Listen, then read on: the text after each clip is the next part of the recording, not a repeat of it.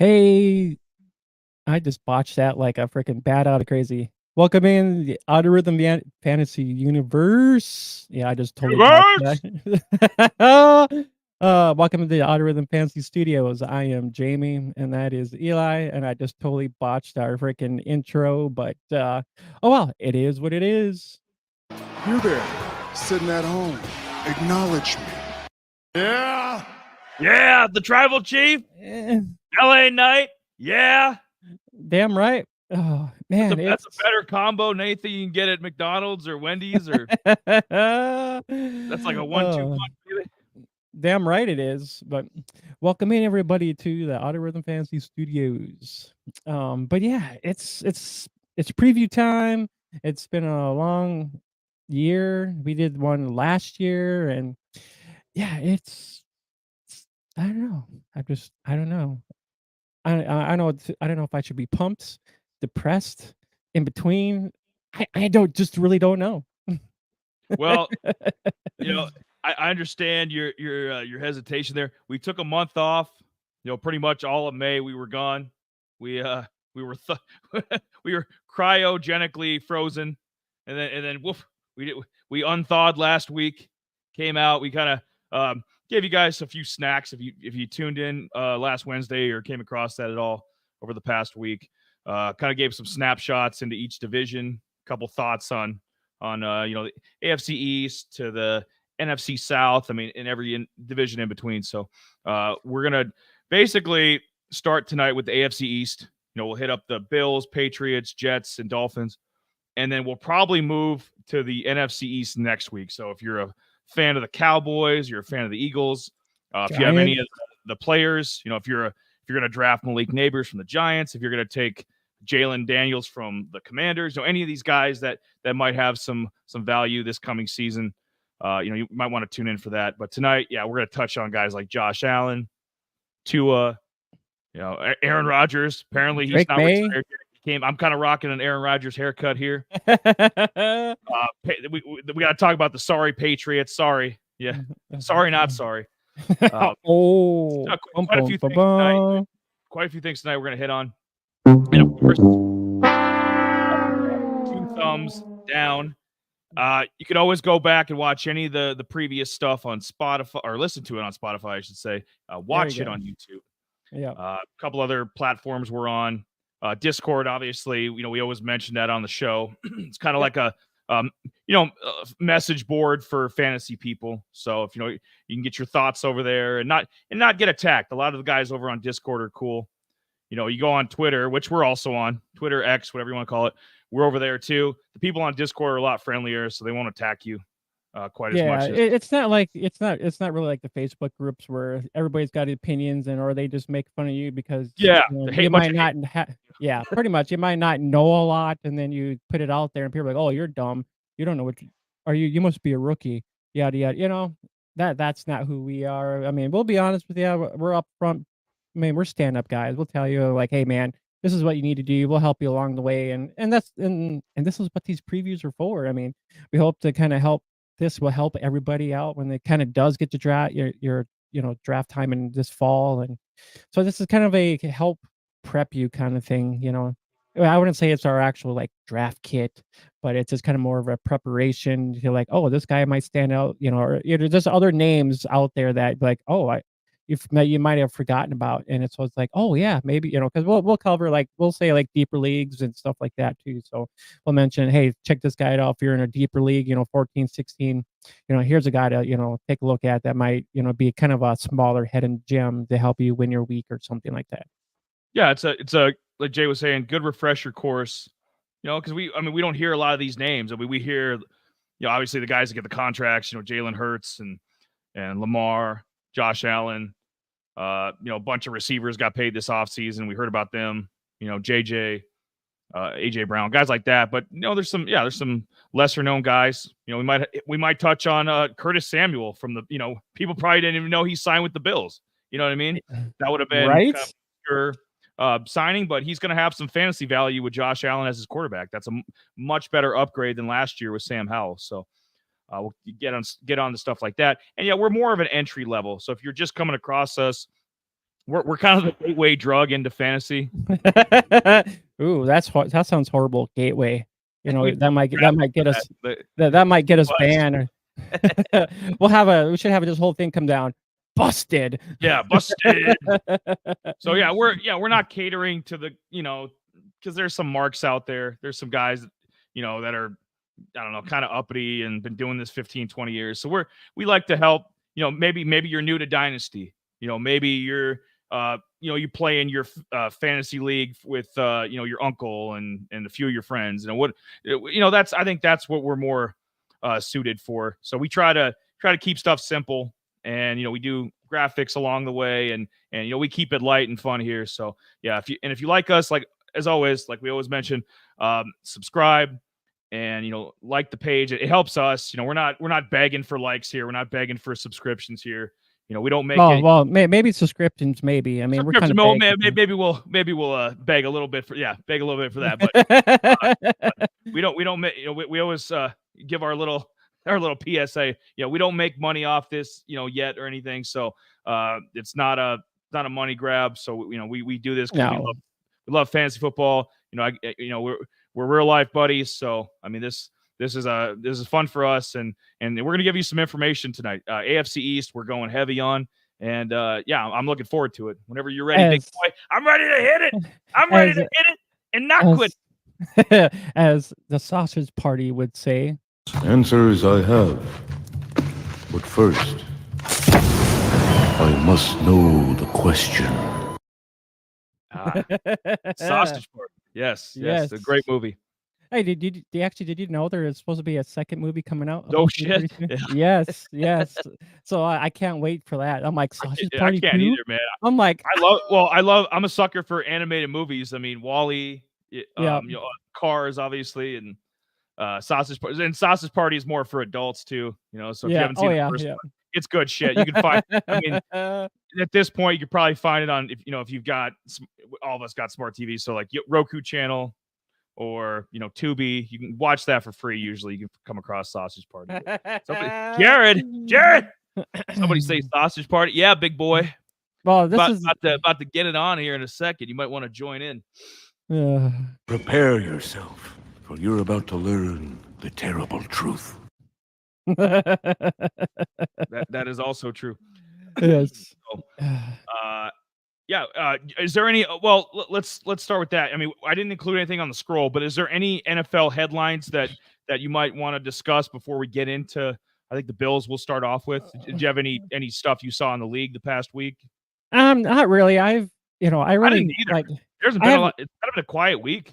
Yeah, I kind of been trying not to really pay attention to a lot of news just because OTAs. You think about it, everybody's going to be like, "Oh, Neighbors had a catch for 5 catches for some." Or so and so and this, so this just a bunch of hearsay stuff, and it's just like, it is content, but I'm just like, maybe once it like closer to July when they kind of do some more little 7-on-7 drills or something like that, or just key injuries really that is going to affect somebody that we might draft, we're gonna be talking about the Bills here, Shakir, he actually had a slight injury or something that's just kind of just happened today, so I mean, other than that, I'm not trying to pay attention to a lot of the news right now offhand.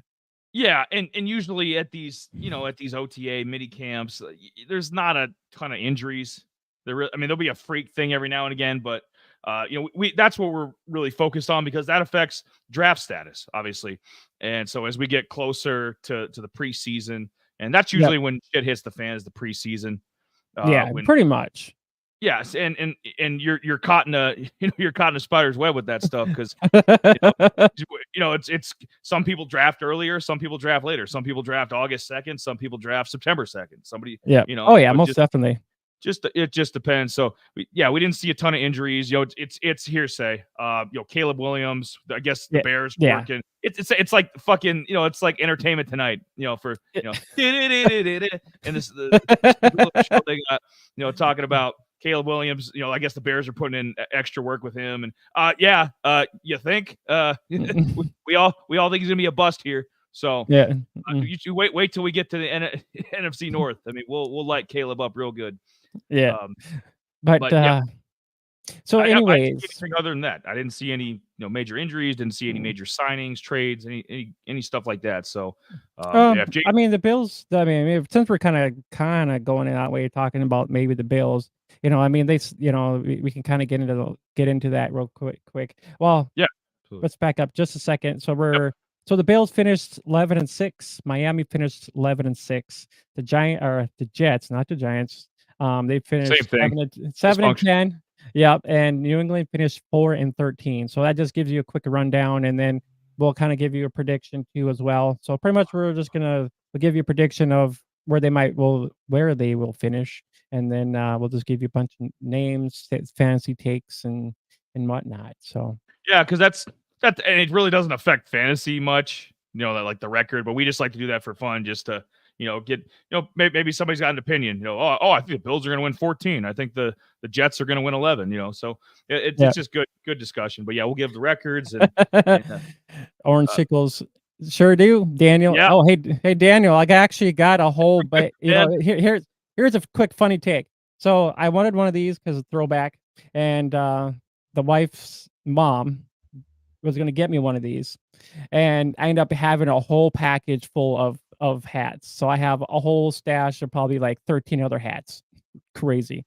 And good evening, Mr. Lawyer. I hope you are subscribed to our channel, because we will be actually you're going to have 8 weeks of us breaking down every single division. So all the teams will walk through, tell you who we like, we dislike, and so and so. But you have any questions, the live chat's right there. Yes. Thank you for giving us a chance, a chance, because we're gonna blow your fantasy minds. All right. Yeah. All right, let's get into it. I feel like body slamming somebody. I got some Roman Reigns. Got some LA Knight. I think he might have a rock. If you smell, I think he might have a rock sound effect coming later. So we got a lot of goodies here. Yes, Buffalo Bills. And so we're going to start in the order of where I think they're going to finish. And, Jay's going to, put his 2 cents in as well. And I think we agree on the finish here. So, Bills, Dolphins, Jets, the Patriots are definitely going to be last. No questions about that. They are awful. So we'll get to them last. So any Patriot lovers out there, you just be patient. Be patient. Start with the Bills. Obviously, so I put them in the order I like, the value I think they have. And it's just for a good discussion. Some people might think Khalil Shakur has more value than Keon Coleman. Keon Coleman technically is listed right now as their number 1 receiver, but he's a rookie, unproven. Who knows? He might be this year's Quentin Johnston, or he might be this year's Puka. We just don't know. He's a rookie, so it's all speculation with that. But I put Josh Allen number 1. Obviously, average draft position for Josh is number 1 as well. I mean, he's pretty much the consensus number 1 fantasy quarterback. If you go to a couple different outlets, I think I saw it somewhere where Jalen Hurts might be projected a couple more fantasy points. But I mean, that's a wait and see. We'll see if Jalen can bounce back. Kind of had a down year last year, so obviously Patrick Mahomes doesn't give you the rushing yards. Lamar gets banged up every now and again, and I think that high watermark, that 35 touchdown season he had his MVP year. I don't think he's going to toss for 35 touchdowns again. So Josh Allen's just consistently every year up there, and so I got him at number 1, probably the best fantasy player in the league, just front to back. And obviously for the Buffalo Bills. Jay, you have any thoughts on Josh Allen being number 1? No, actually I don't. He finished QB1 last year, and I'm thinking he's actually going to, yep. And I think he's going to finish in the top 5 this year. And I think so too. Yeah. Consistency wise, I think he'll finish. Bet on that. I mean, just thinking about, I mean, look at the wide receiver here. I mean, their core, Coleman, Samuels, and they brought in a couple other guys too that I was kind of like, oh my god, like Matt Collins, Annie Isabella. We talked about some of these guys they're just fillers. They're not useful to us, Warm for bodies. fantasy wise. Yeah, pretty much. That's all it is. And they'll pop, and we know it happens every year. I think MVS is listed as like their number 4 or 5 receiver. So we won't get into MVS, obviously. He's kind of an obscure guy. But I guarantee there'll be a week in the middle of the year where Josh Allen hits him with a bomb. And, MVS has like a 3-catch, 105-yard touchdown game. And you're like, wow, I should go pick up MVS. Or, wow, I should go trade for MVS. So don't overreact there. There's a lot of warm bodies. But, yeah, we're going to kind of target specifically, the tight end, because Dalton Kincaid is a consensus top 10, if not borderline top 5 fantasy tight end just after 1 year. I mean, he's up there. And Shakur, rookie Keon Coleman, and then Curtis Samuel, the pickup from the Commanders. So, and then speaking of Kincaid, I put him in number 2. Average draft position for him is number 5. So I think that's a little high. I don't think he's quite there, but I would put him in the top 10 of fantasy tight ends for sure. Yeah. My perspective on that. Just because if you think about Diggs and Gabe being gone, there's about 202 targets available right there. So I mean, it has to go somewhere. And I believe, with Kincaid kind of having that rapport already with Allen, I think, Kincaid will see a good majority, increase in target. Yeah, and you see his target share there from Sleeper. And we want to specify, just so there's no confusion. So on the bottom of the ticker, the projected stats, I listed for kind of the notable players in the division. It's from Fantasy Pros. And then what Jay is getting his numbers from is Sleeper. So, and obviously, you guys use Sleeper. It's where, Dynasty and Fantasy, it's a great app. And Fantasy Pros, usually it's just a website that, they also have an app as well. But so we wanted to specify, because they're going to have a few different numbers. So we don't want to cause any confusion. So obviously you're going to have different sources, different projections.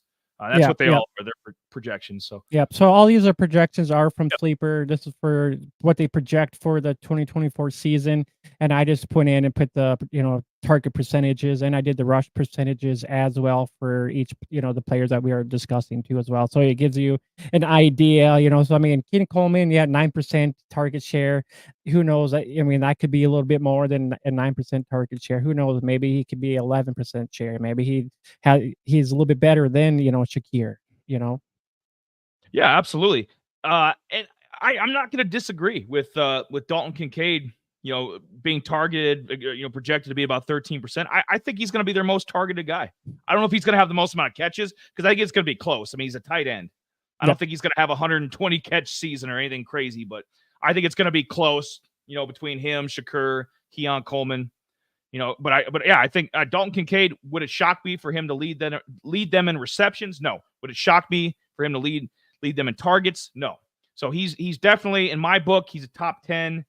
Some places have him listed at number 5. So just somewhere in that range. I'd say maybe 8th, maybe 8. So he's going to be a higher up tight end for sure. And it's going to be an increase from last year. And he had a damn good rookie year. Not quite as notable as Sam Laporta from the Lions. I think that's why he didn't get as much love, like nationally, but he's right up there. Number 3, I put James Cook. James Cook he's very underrated in my opinion. I think James Cook, and he's got good value. If his average draft position as a running back is RB13, got a ton of value there. Because I mean, you could argue he's a borderline top 10 fantasy back. He is. What he does, with receptions and rushing, he's going to get you at least 1,000 yards rushing. I mean, that's a given. I mean, you can book it. And then whatever he gives you in the receiving game is kind of just a frosting on top. But he had about James Cook as my number 3. Let's see here quick. Yeah, he was averaging about he finished RB13, but I think he'll be in like a top 15 running back this year. Yep, I think he should repeat this, but I was averaging about 13 yards a game. I mean, not typical, but I mean it should be, we like to maybe see 15, but just an average, 13 points a game. I think that might go up just a little bit more on that end. He had a total of 6, but I know he had 2 rushing and he actually had 4 receiving. So I think he's going to have 8 touchdowns this year. Oh, that'd be sweet. Yeah. Get to that. Yeah. Sign me up. That's right there, right in the same wheelhouse as like Rashad White. If he can put up similar numbers to Rashad White, yeah, they'll take it. Absolutely. Yep.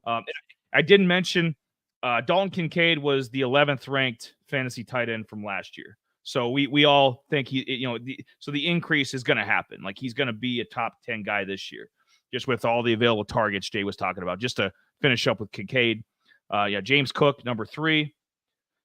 Number 4, Keon Coleman. I mean, this is debatable. Like I said, we don't have anything other than they, obviously they drafted him, early second round. They like the guy a lot from all the reports. Productive guy at Florida State. Is there something going on outside? No. I was just getting my fan kind of just adjusted just right. Yeah. I thought there was like somebody's getting arrested. Nope. I was just adjusting my fan. Oh, we're good. Yeah. Keon Coleman, average draft position for him is about 38th, which might be kind of high, but that's just what they had it listed at on Fantasy Pros. So that's what we'll go with for that. I'd say top 50. I wouldn't be surprised if you're a top 50 receiver fantasy year one, just with the available targets. If he was in a situation like Rome Odunze, like he might actually have a better rookie year than Rome Odunze. Do I think he's better than Rome Odunze? No. But fantasy wise, he might have a better year because those targets got to go somewhere. I mean, the Bills cleaned house. I mean, opened up a lot, getting rid of Gabe Davis and obviously Stephon Diggs. So, like Jay was saying, targets got to go somewhere. Probably Kincaid, and split up between Keon Coleman and my number 5. And I'll let you talk about these two guys together. So, so you can talk about Shakur and Coleman together.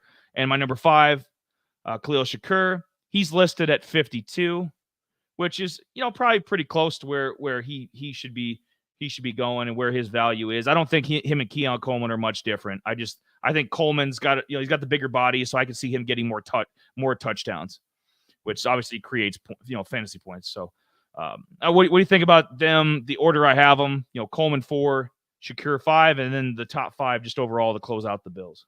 Yeah, it's pretty close. I mean, Coleman, we kind of mentioned in our little teaser. I mean, so pretty much in college for just fantasy wise, he was averaging about 15 points a game. This is from his college stats I used to average out everything, about 15. I mean, I think he could average, maybe 10 points a game, give or take in there, just kind of coming in and, I myself wasn't hesitant because we kind of said that, he wasn't really a flashy guy. He wasn't like a Neighbors or, a guy that was somebody flashy, so I mean, he's just kind of a, second, third kind of guy, and I think it's going to be a Shakir Coleman show here. And, it's Curtis Samuel kind of hearsay, like just kind of another body. But, I mean, if you think about what Samuel did with the Commanders last year, he averaged only about 9 points a game. It's not a whole lot. And I think Shakir can actually average a little bit more than 6 points a game. And I think Shakir could be either 1 or 2 in this offense, but give or take, but it's just because the targets have to go somewhere. And I believe Shakir can open that up a little bit, with Coleman being on the other side, kind of learning the offense, and he's been there. So I'm probably going to lean a little bit more on Shakir right away than before I will on Coleman. Curtis, on the other hand, I mean, he averaged about 38 yards per game. Oh, receiving wise, they're about 30. I kind of did an estimate on how. I mean, Coleman was only averaging about 38 yards per game, give or take. So I mean, that's not a lot. He'll kind of have a spurt here and there, but nothing flashy. Yeah, I think and to finish up on Curtis Samuel. I mean, he was at one time, early in his career with Carolina. Like they thought, he can be DJ Moore's running mate. Like he can be a good number 2. And then injuries happen. Obviously went to Washington. He can be the number 2 to Terry McLaurin. And, same thing, just blah. So I think he's in a good spot being the number 3 guy. I think that's where he's suited for, being, kind of taking over maybe either the Shakur role from last year or Gabe Davis's role, somewhere in there, somewhere between that. So kind of the fill-in guy, and he'll have a couple. I mean, he's had throughout his career, he's going to have a couple games where he pops just consistently. I don't trust him as much. Yeah, you're going to want to go with the rookie and Shakur, and then Jay's got the running backs here. They got a damn. You know what? For people knocked the Bills for the last few years up until last year. I think they got their running game going finally. But, I mean, they got a really good running back room now. I mean, you got, James Cook, consensus top 15 fantasy back. Ray Davis, who we both like a lot. We did a college spotlight on Ray Davis when he was at Kentucky. Yeah, I'll put him up. I'll put a link up in the corner. Yeah. Ray Davis. Go check it. Our original thoughts on Ray Davis before he ended up with Buffalo. Ty Johnson, I think he's been with Buffalo for a couple years. He's just a role guy. He's just kind of a backup guy. Had few decent games with the Jets too. So he's just just a role guy, rotational guy, utility guy. And then Frank Gore Jr. He's interesting. He tore it up. It wasn't the Senior Bowl. I think it was the Shrine Bowl. Shrine Bowl. Yep. I think he was the MVP of that game too.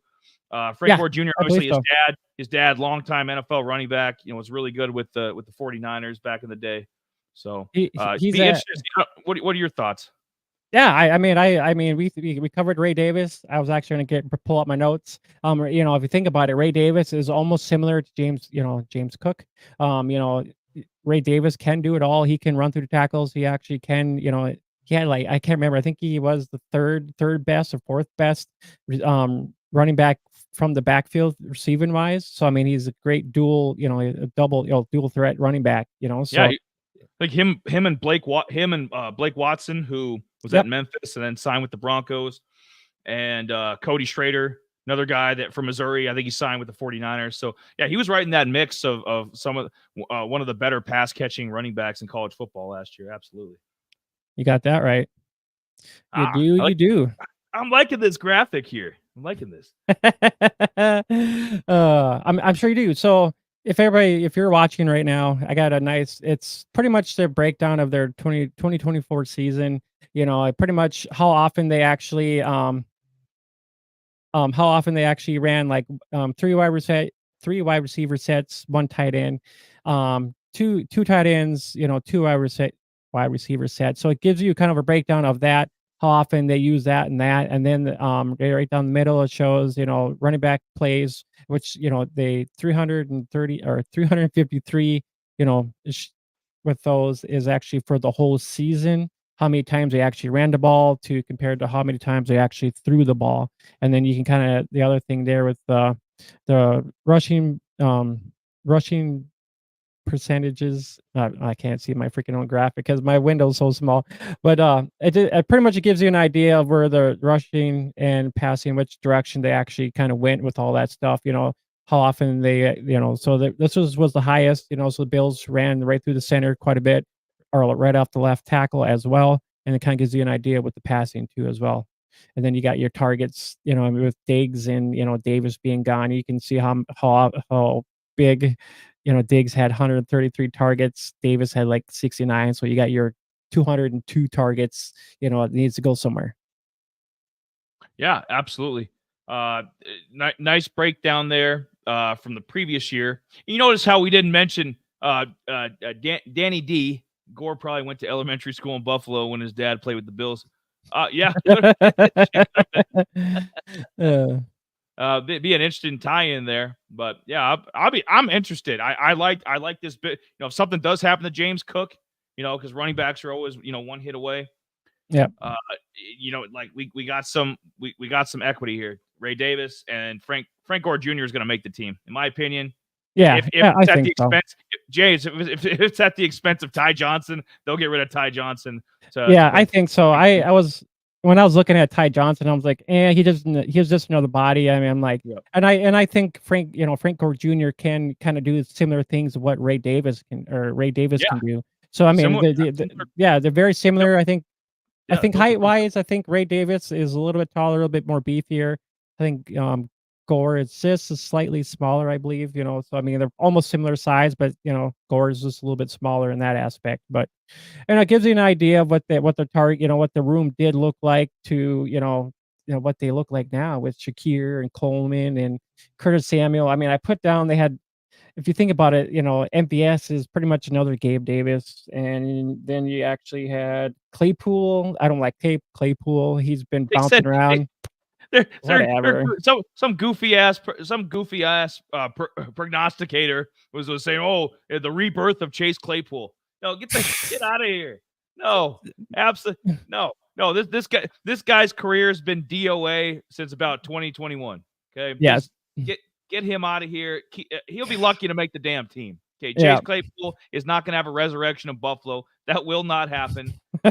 Dawson Knox is still lucky to be the backup tight end. I mean, I'm no fan of his. Neither is Jay. So he's just a backup, warm body. I mean, Kincaid, that's his job, and Knox might get a couple cheap touchdowns or something, but. Yeah, I wouldn't depend on Dawson Knox, wouldn't depend on Chase Claypool, wouldn't depend on MVS. And you can see from the graphic there, they went with a 3-receiver set a majority of the time. So it's going to be, like we were mentioning, it's going to be Kincaid. And they'll probably do, they'll line up all these guys, man. It'll just be aerial assault in Buffalo, unless it snows 5 feet or something. It's going to be Kincaid, Samuel, maybe an injury, because injuries can always happen. MVS, pretty much. He could be a number 4. Maybe he could fill in or something. But the other guys know. It's gonna be Coleman, Shakir, Kincaid, and Curtis Samuel. That's your boys. Running back, you're gonna see a lot of James Cook, a little bit of Ray Davis. Ray Davis will definitely be the backup, and obviously Josh Allen cooking, doing his thing. Yeah, with at 22%, I think he'll be kind of involved quite a bit too, and I think maybe. If they get to the goal line, Ray Davis he's kind of more of a Brewster. James Cook isn't built quite for, goal line work kind of. But yeah, Ray Davis, he's kind of beefy as Ray. Like Ray's built like it. Ray looks like he's a little bit shorter, but like he's built like a prototypical NFL running back. When you think of a running back, you think of a guy like Ray Davis. Yep. And that is right. So I think that gives you a kind of a rundown. The guys you want, make sure you got the guys that you want is Kincaid, Cooks, Coleman, Shakir, and maybe for a deeper league, Curtis Samuel for more kind of your 16 team deep leagues, that we're in. So I think Samuel will kind of ahead in Jim and some of those. Yep. Absolutely. Yep. But yeah, I don't know if there's anything else we need to cover for the Bills. I think that kind of covers everything. I think I'm gonna I'm gonna do my little stamp of approval. What do you got? Yes. Where they finish before we wrap up? Where they finish? Buffalo Bills 12-5. They're gonna win the division. I have them finishing second. Okay. Well, yes. Maybe his first place team is coming up here. Maybe it's the Miami Dolphins. Oh, snap. Crackle pop. I don't know about that one. Ugh, that's scary. That's super scary. There we go. So we'll tag team Jay's graphic, my graphic. I love all the goofy animation going on. We got graphs, we got lists here. We got everything. You got ADD, you got ADD. This is the show for you. Right? All right, so we'll tie things in with the top 5, but I'll start with my top 5. Different situation than Buffalo, because when you have Tyreek Hill, he's gonna pretty much be over anybody. So Tyreek, I have as their number 1 fantasy player. He was receiver 2 last year, like overall, just in PPR fantasy points. He's projected to be number 2 again this year. So he's right there. I don't know. The fall off hasn't happened yet. I think he's gonna be 30 this year. So you think Tyreek one of these years, and that's why they gave Jalen Waddle all that money this offseason. They're kind of preparing Jalen to eventually be the number 1 guy. Like once Tyreek does have that decline, but I think he's got at least one more elite top 5 fantasy year left in him. What do you think about Tyreek being number 1? Hey, that's fine with me. I mean, he's about the only guy that I could probably only trust in this offense right now, anyways. Well, consistently. I mean, consistently. They got a bunch of playmakers here, but like consistently, week to week, who you can count on, who you can win matchups with, accumulate points. Yeah, Tyreek, absolutely. 10 times out of 10, take him over anybody on the team. Number 2, put Tua.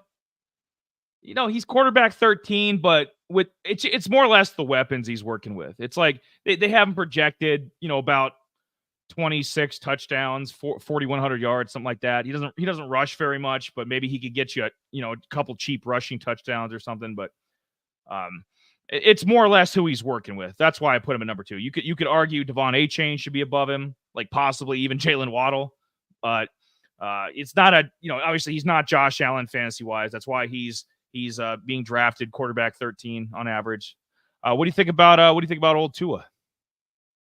Tua, I would probably actually put, draft wise, I'd probably actually go Achane above, probably second in this, because I mean you want a good running back from this crew, and I believe Achane would be that, or Achane would be that guy that I would want on my team, and we'll discuss that just a little bit more once we get closer to some more of the running back stuff here. I'll give you my thoughts on those, but yeah, Achane would be the guy I would probably would want after Hill if you need, especially if you're going for a run, if you going running back, maybe third round or so. I think Achane would be a good position right there, maybe third round, give or take.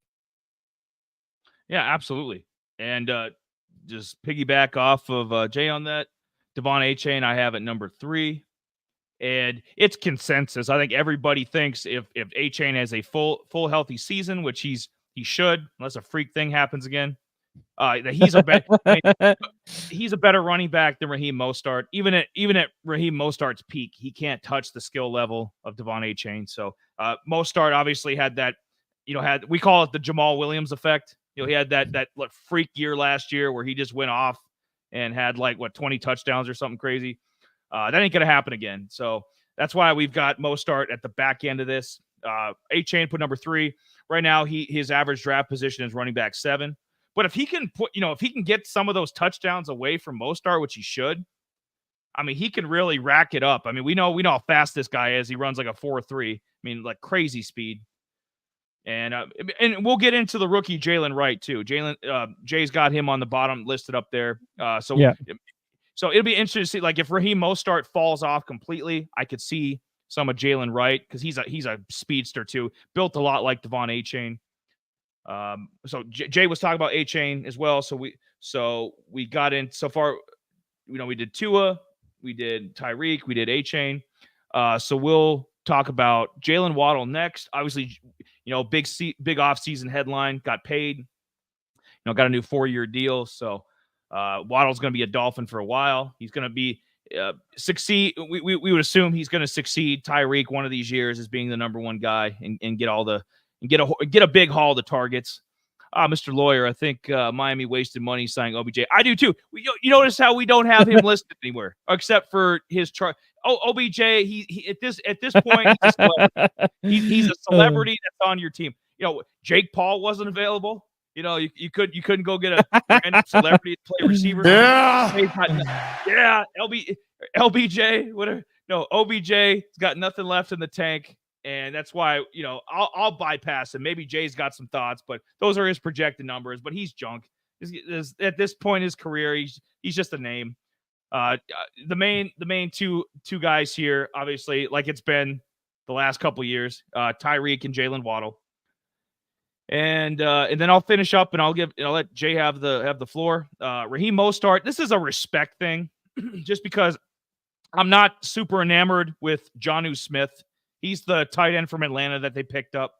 Jonnu, I think, in a couple of years with New England, had a decent year with Atlanta. I mean, he's a decent tight end, but nothing special. So I wasn't going to put Jonnu Smith at number 5 above him. I don't think any of the Mike White, any of the Dolphins backup quarterbacks aren't going to jump Tua. Tua, as long as he's healthy, will be the starting quarterback.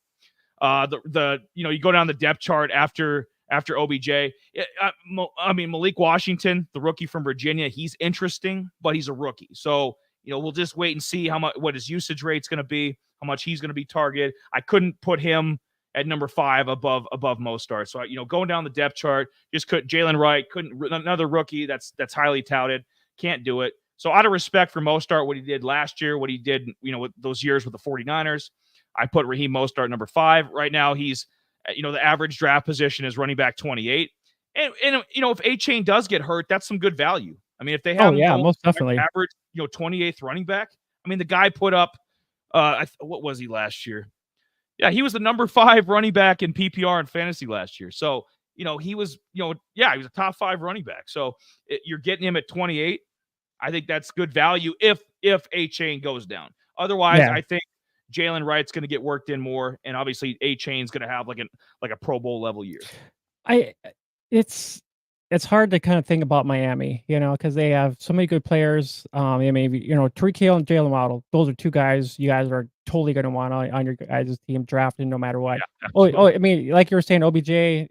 Yeah, he was signed there, but I don't think he's going to be doing a whole lot. I mean, Washington, on the other hand, banging models. Jay, he's gonna be banging models on South Beach.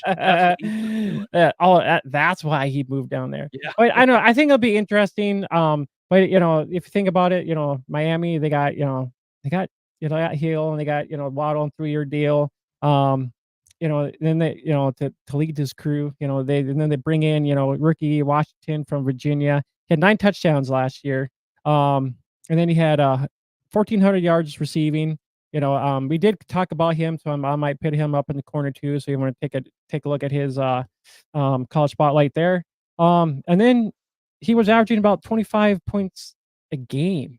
So I mean, he was actually at the top with a lot of these guys with like Franklin, Marvin Harrison Jr., Brian Thomas, McCaffrey. So he was up there with a lot of these guys, and he was actually the top one guy for slot, ranked slot behind Jacob Cowing from Arizona, which was the second best slot kind of coming out at that time. But those are just kind of my thoughts on that. I think Washington will probably get involved just because the way Miami is, they just kind of dump stuff off here and there. I mean, and if you think about it, with a lot of their sets and stuff that they were doing a lot, I'll get back to that quick there. I mean, if you think about it, it was almost 50-50 with two tight end sets or 3 wide receiver sets, good majority of the time. So they were changing it up quite a bit, and just the way they were tossing the ball, short left, short right, and right down the middle. It gives you an idea that a lot of these guys were just kind of doing a lot of ins and outs,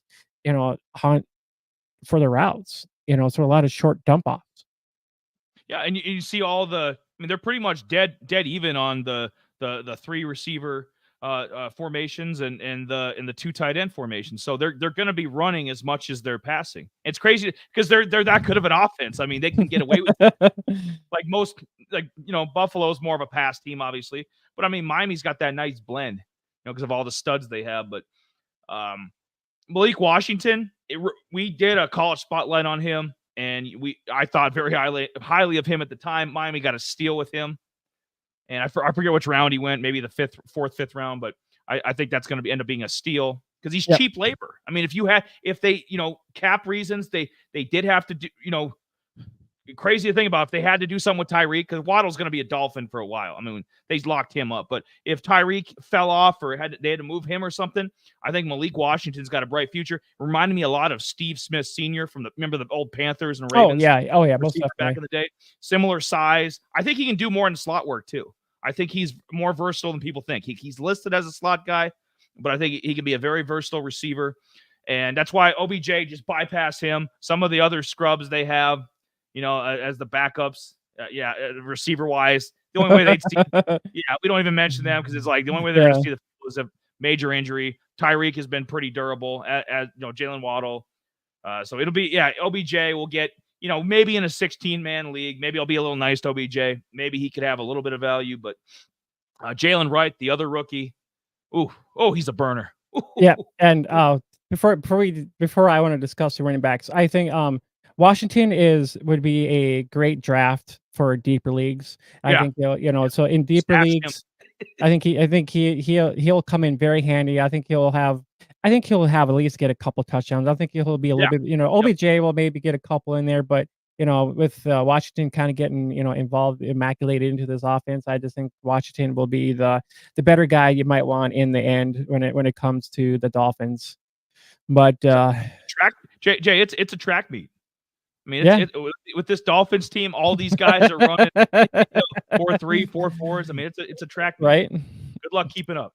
Yeah, that's insane. So, I mean, all right, running back room real quick. We have A-Chain, Mustard, Jalen Wright, and Jeff Wilson. Four of the main guys on the depth chart.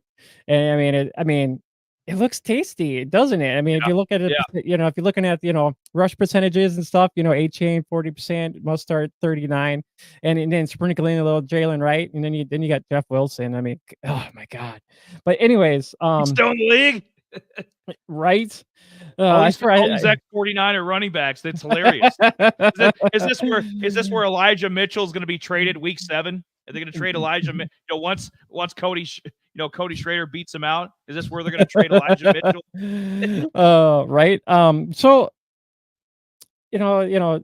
I think Mostart's 30. I think he's 31. He's getting up there. He's kind of getting older. Wilson as well. Jeff Wilson's getting kind of old too as well.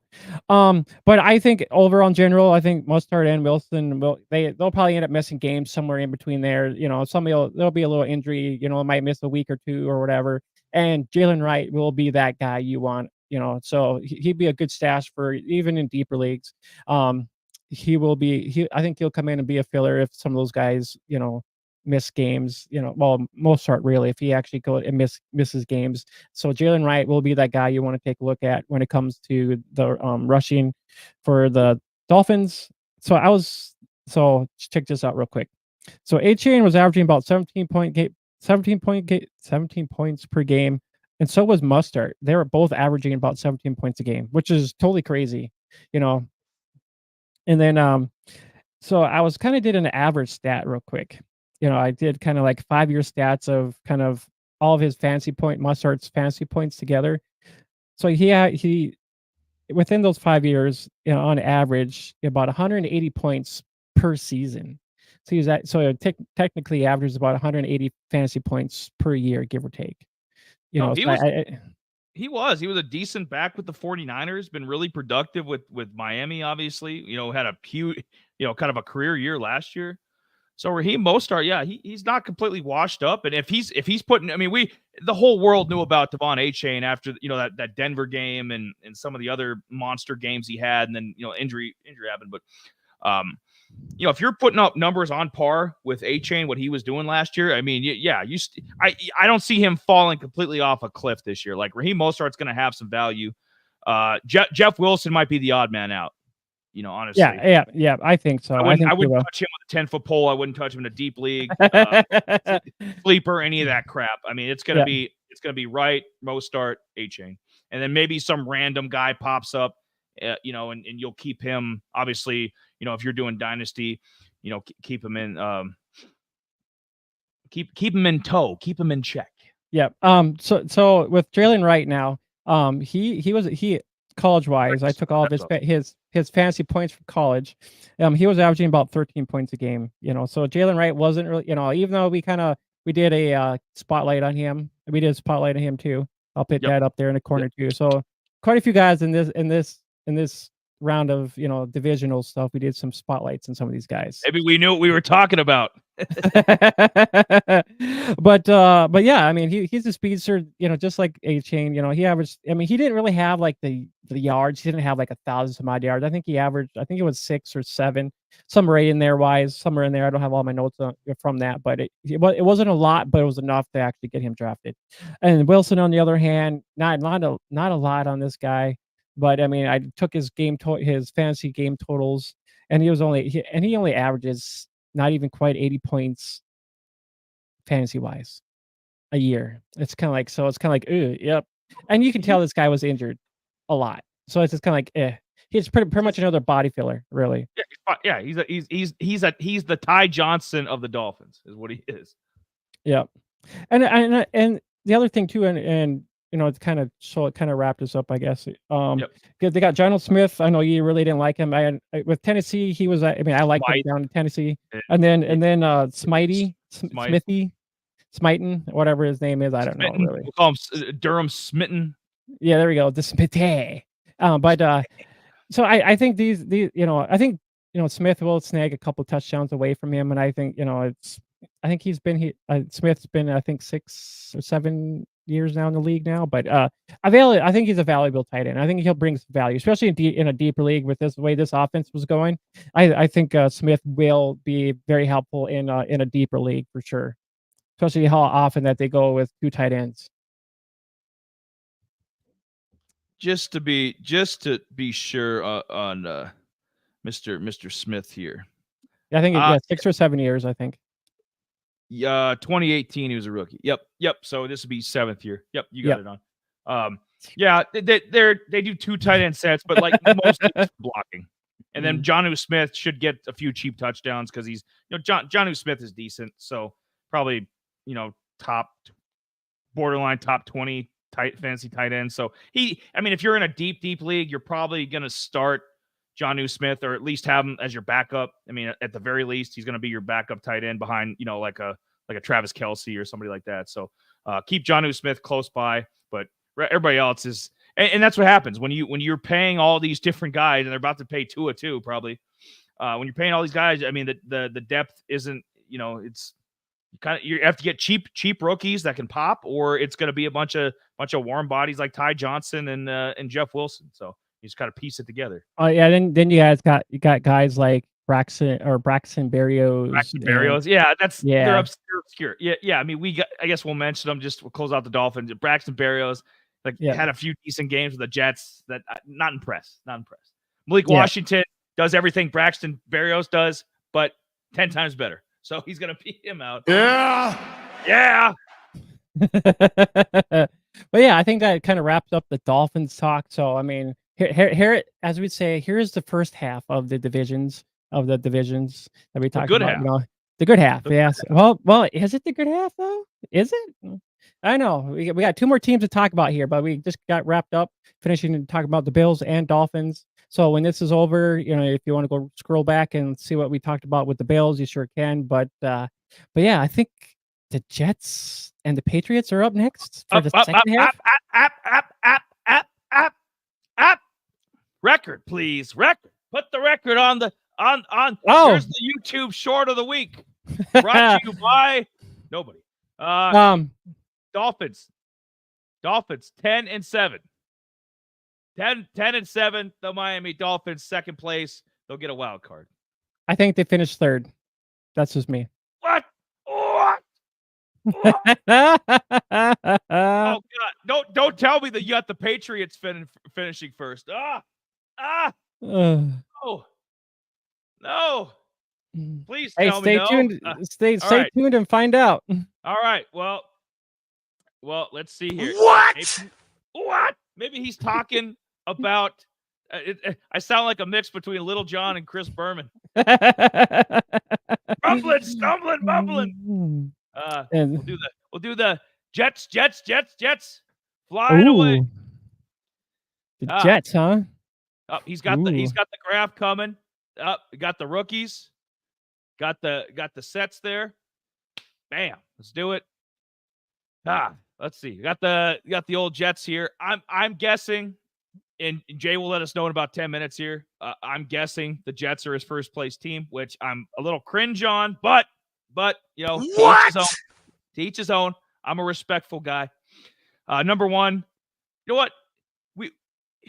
It's the first time we've had a running back at number 1, I think. We had Josh Allen, number 1 for the Bills. We had Tyreek, number 1 for the Dolphins. And we got Breece Hall, number 1 for the Jets. Because Breece does everything. And I don't want anybody ever talking anything about Breece Hall again. This man is the complete package. And if he gets a healthy Aaron Rodgers this year, look out. If he actually gets a quarterback, a competent one that can put up some of the projected numbers, Rodgers, Breece Hall will be an all-pro. Just watch. He was RB. Let's see. I don't remember from last year. He was the number 2. I was thinking number 3. He was the number 2 fantasy running back. With PPR last year. He's he's going running back 3 right now. So other people are high on Breece. Mr. Lawyer, Jack's got good players, but for some reason always have a losing record. It's because it's dysfunctional. I mean, let's just be honest, guys. Jets are dysfunctional. They always have been, always will be. The only time they weren't was Joe Willie Namath. This was like way before we were all born. So the only time they weren't. Maybe they can stabilize this year. Maybe Robert Saleh. Maybe he'll get the boys. Maybe Aaron Rodgers be healthy. We get a full year of Aaron Rodgers and Garrett Wilson. I mean, you thought Aaron Rodgers and Devontae Adams was good. You wait until he gets a full year with Garrett Wilson. Ooh. The more I talk about this, the more you're talking me into maybe the Jets do finish first. I don't know. Exactly. But yeah, we think about Brees being my number one. Oh, dude, I love Brees. I mean, I have him in Dynasty, so I'm like, it's. I mean, if you think about, you're gonna win the league this year. He's gonna take you to the promised land. Just to think about this, I think the way the projected of Brees Hall was going before he got injured, I think he would have been the first. I think he would have been our finished RB1 last in 2022. Yep. He would have. I mean, if you think about it, I mean, he was already beating guys like CMC and Cooks and all these other guys. I mean, he before he got injured, he had 400 more yards than everybody else before he even got injured. So I was like, God, I was kind of pissed. But I mean, it is what it is. But yeah, I love me Brees Hall all day long. I'm curious, how the hell did Iowa State not like make a run for a national championship in 2021? Is what I'm wondering. Like, how the hell? Brees Hall as your running back, and then you had Brock Purdy as your quarterback. Like, what the hell happened there? Iowa State should have been, right up there in the mix. But right? They should have been. It's crazy, but yeah. Look at Brees's target percentage. I mean, he's right there with the. And Conklin's actually a decent tight end. He's not great or anything, but Tyler Conklin's a decent tight end. He's right on par with their tight end. That's how much usage he's getting. Catching balls out of the backfield. Like he's not quite McCaffrey, but this year he could take that next step, I think, and he could be right there with McCaffrey or pass him. You know what I mean? He's that good. I mean, he's good enough to be the best overall running back in the league. He's got the talent to do it. He's got Aaron Rodgers, hopefully healthy. So I mean, if you got your share of him, I mean, there was some talk last year. Some people were acting crazy, like they were, Brees. Because his rookie year, obviously, before he got hurt, was just world beater, and then last year kind of came back to form. But there was he was kind of sluggish, I think, in early last year or middle last year, and people were talking about, he didn't have any quarterback, we got to trade Brees. Are you nuts? You don't trade Brees Hall. He's the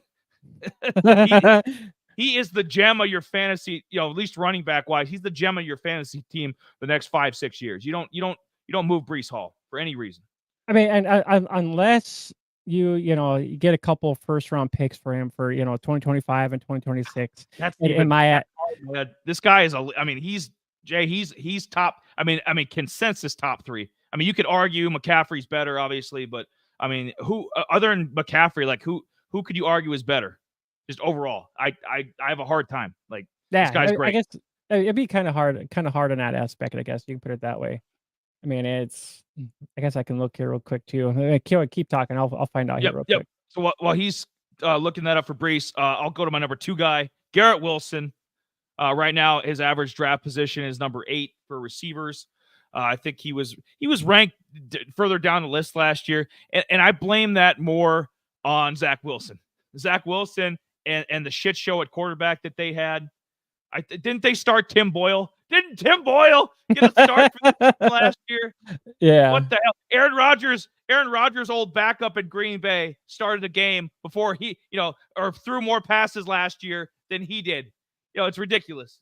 The fact that they had Garrett Wilson was working with nothing. Brees Hall was working with nothing. Okay, and these guys, Garrett Wilson was like, the 26th ranked receiver in PPR last year. So, and he made do. And people are probably a little low on Garrett Wilson right now. I mean, I think he was in the top 5 last year, after his rookie, after 2022. I think people were like, yeah, absolutely. Top 5 consensus receiver for sure. The sky's the limit. And, but didn't happen. Now we think year 3 with Aaron Rodgers that it's time. It's Vader time. What do you got for me with Brees? Oh, yeah. Brees Hall was actually he did finish second 291 fantasy points. CMC actually finished with 391, so just 100 points more. But I mean, are you taking guys? I mean, if you don't get Breece Hall, are you gonna be taking guys like Travis Etienne, Rashad White, Mostert, Mixon, Williams, Derrick Henry?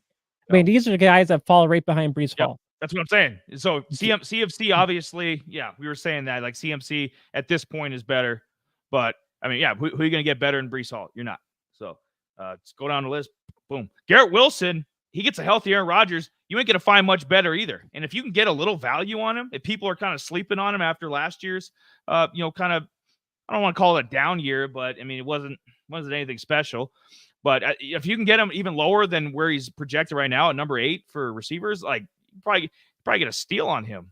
Hell yeah, sign me up. See, while you're drinking, I'll let you recap the first 3 because like the last 2 guys are debatable. I mean, those are, you could put Conklin in, or you could put I was gonna. So I'll do Aaron Rodgers quick, and then I'll get your thoughts on Wilson and Rodgers, that combo. So Aaron Rodgers, I have at number 3, just because how highly I think of the first 2 guys. Aaron Rodgers right now projected, quarterback 19. I think that's a perfect spot for him. I really do, because you don't know what he, coming off the Achilles, you don't know what he's still capable of. But if he can just have, an average Aaron Rodgers year. Maybe 25 passing touchdowns, 25, 26 passing touchdowns, maybe a few rushing touchdowns, maybe 4,000 yards passing, just like kind of like an average, what he, because he's not the 48 touchdown, 5 interception guy anymore. Like that, those days are over. But if he could just have a really good, solid, borderline Pro Bowl year, I think they'll be just fine. Stay healthy, hook up Garrett Wilson, hook up Breece. Mike Williams, we'll talk about in a second. If he can stay healthy, be a really good number 2. Yeah, for sure. So you want me to talk about the 3 now? Yeah, you can talk about you can talk about and then Malachi Corley too. If you want to just talk about all the Jets receivers, Aaron Rodgers, like kind of the Aaron Rodgers effect, because Breece is in his own zip code. I mean, Breece is he's on a whole different level than the rest of these guys. But yeah, the Wilson, Williams, Corley combo with Aaron Rodgers. Yeah, it's I know you want to talk about Jordan Travis. We'll talk about him a little bit later on. But Aaron Rodgers, they got the back. They have Taylor as their backup. I think Jordan Travis will be their future going forward. But I think Rodgers finishes in the top 10 this year for fantasy point wise. Yep. I mean, if you think about what this guy he's done, I mean, he's on average he does like 250 some odd fantasy points per year. Yeah, Jay, 12 of his seasons that he's played full seasons, 12 of them have been 250 fantasy points and above. Yeah. So I mean, and that should be like top 5, top 10, top 5. So I mean, there's no way. So I mean, he should be able to be finishing top 10 pretty easy. And I think Breece Hall finishes in the top 5 again this year. He was second. I think he finishes in the top 5 this year. And he on average he was averaging about 17 points per game, which most of us like. averaging 17 points a game is fucking amazing. And then Garrett Wilson, he actually, I mean, it sucks. He was out of the bottom 25 wide receivers last year. He averaged 12.5 or 12.5 average. I think that's gonna. I think he'll be. I don't know. Once his gets going, I think people are gonna start talking about him being on Chase's level. And I think and with Rodgers being there, I think he can get to that. Good, Jay. Yeah, this goes good, Jay. He's got all the talent of those kind of guys. He does. Yeah, he does. Much talent. Yeah, and I believe that, and so I think he can actually get himself in the top 15 this year. For Garrett Wilson to be, I think he, in my opinion, right now, I think top 15 as we start right now, top 15. Mike Williams, on the other hand, I mean, how early are we drafting this guy? How early are we? Yeah, that's the $1 million question. How early are we either trading or dropping this guy? and that's the question. I mean, they came in, they I think they traded for him or whatever it was, or signed him. I can't remember exactly the detail. I don't know. I don't remember if they cut him. He went to I think a free agency. I can't remember exactly all those details, but I know he signed with them. But yeah, I mean, just over, Williams' 7 career, 991 fantasy points, which is an average of about 141 fantasy points per year. And I mean, to me, it's not really like ooh kind of thing, So it's kind of like he in that aspect, it's kind of like a wide receiver 2, wide receiver 3 aspect for me when I kind of look at that. It's not like a wide receiver 1 criteria. You know what I mean? For this quite offense. But Corley, on the other hand, 11 touchdowns. He had 1 fumble last year. 984 yards in college. And then he, fantasy wise, he was averaging about 20 points per game, with the Hilltoppers. So it's just like, ooh, just for me in general, I think this kid, he can be, I think his kid will be a weapon for the Jets. I mean, he's great at mismatching, and then for mismatches. And I think he can be the wide receiver 2 in this offense. And I think he's better than Williams. And the other thing too, Corley, he's not scared of press coverage, and he can get off the line pretty damn quick. From what I was seeing. So in this aspect, I think I would take Corley over Mike Williams. He's less touted, and obviously different body and different college career. But yeah, Danny D, Mike Williams coming off an ACL tear. Yeah, we don't know what's going to happen with Mike Williams. More or less, it's out of respect. I put him above Malachi Corley because we know what Mike Williams, healthy Mike Williams, a couple years ago did with the Chargers. He's a really good number 2 behind Keenan Allen. So. It was just out of kind of same thing with Mostert, putting him at 5. It's out of respect what he's done, his body of work. But right now, honestly, I think Corley could jump him too. And Corley's going to be pretty highly ranked in my rookie. I have a top 5 separate rookie list as well for the AFC East. And Corley, JSN. I think a similar year to Smith from the Seahawks. How he was a number 3, but he was a really good number 3, put up really good numbers, and now he's going to elevate above Tyler Lockett and their offense and be kind of the complement to DK Metcalf. I think you could have a similar situation here with Malachi Corley. I think he'd be a nice, he could work himself into being a nice complement to Garrett Wilson. And Aaron Rodgers is throwing in the ball. I don't care if Aaron Rodgers is 80 years old. He's still Aaron Rodgers. Like, right? You're going to put up numbers. Even Alan Lazard. For some reason, he likes Alan Lazard. Brings him over from Green Bay, gets him another payday. I don't know what to say about Alan Lazard. That hasn't already been said, but he'll get his, because Aaron Rodgers likes the guy for some reason, and he's 6'5", so he'll get a couple of those jump ball touchdowns. I mean, just out of the blue, or a bomb or something. But you can't reliably depend on Alan Lazard. He's going to be like a guy on your dynasty bench, just deep on the bench or something. Well, here's my thoughts on Alan Lazard. Oh, excuse the rock 1 second. Excuse the rock. His cell phone's going off. Oh, yeah. Hold on. Kyle, hello. Hey, it's nothing. He says he knows you. You're nothing. Stand back. There's a hurricane coming through. So that's Alan Lazard wrapped up into 2 years. Yeah. Basically, know your role, Alan Lazard. You're a number 4 or 5 receiver at this point. So, and I think they tossed it. I think they tossed in a little Gibson. I think he had Xavier Gibson, nice little player. And with the new kick return rule, like Gibson's gonna have, like, if that becomes a fantasy factor, we'll have to see. We haven't gotten into a lot of that, like what the kick returners, what their fantasy value is gonna be. Because it's still a new thing, obviously. But And then, Jay will talk about the running backs here in a second. But yeah, Xavier Gibson, I mean, if there's some injuries, they liked him last year as a rookie. Aaron Rodgers is probably going to love the kid. I mean, that team likes him. So he could work his way in too. Because, I don't know, Mike Williams is out. Let's say Mike Williams is just shot and, just Alan Lazard, old and shot. It could be a youth movement. It could be a Malachi Corley, Xavier Gibson, kind of being the complements to Garrett Wilson. Yeah, I have to agree too. Running backs. I know we have a little tasty running back room in here. I mean, we got Breece Hall, Israel Bandakanda, Braylon Wright, and Isaiah Davis. Who is Isaiah? We did 2 college spotlights. We did cheap plug. We might have some more links for you on the bottom. Braylon Allen from Wisconsin, we did him, and we did Isaiah Davis from South Dakota State. So, yes, we did. Well, when we first kind of started a college spotlight, when we were doing some of our shows, we touched on Braylon Allen. It wasn't like a full in depth. Like it wasn't as started to. But we later episodes. Yep. But we actually have a full depth college spotlight on Isaiah Davis that we did, which I'll make sure to put that link up in the corner for you guys after this all kind of wraps up. So you guys, when you get to here, you can click that and go check him out. And I do believe Isaiah Davis does make this. I think he does make the roster in my opinion. He's just too good not to have it on the team. He tore it up. He was the leading guy with South Dakota State. He was back-to-back, rushing champion.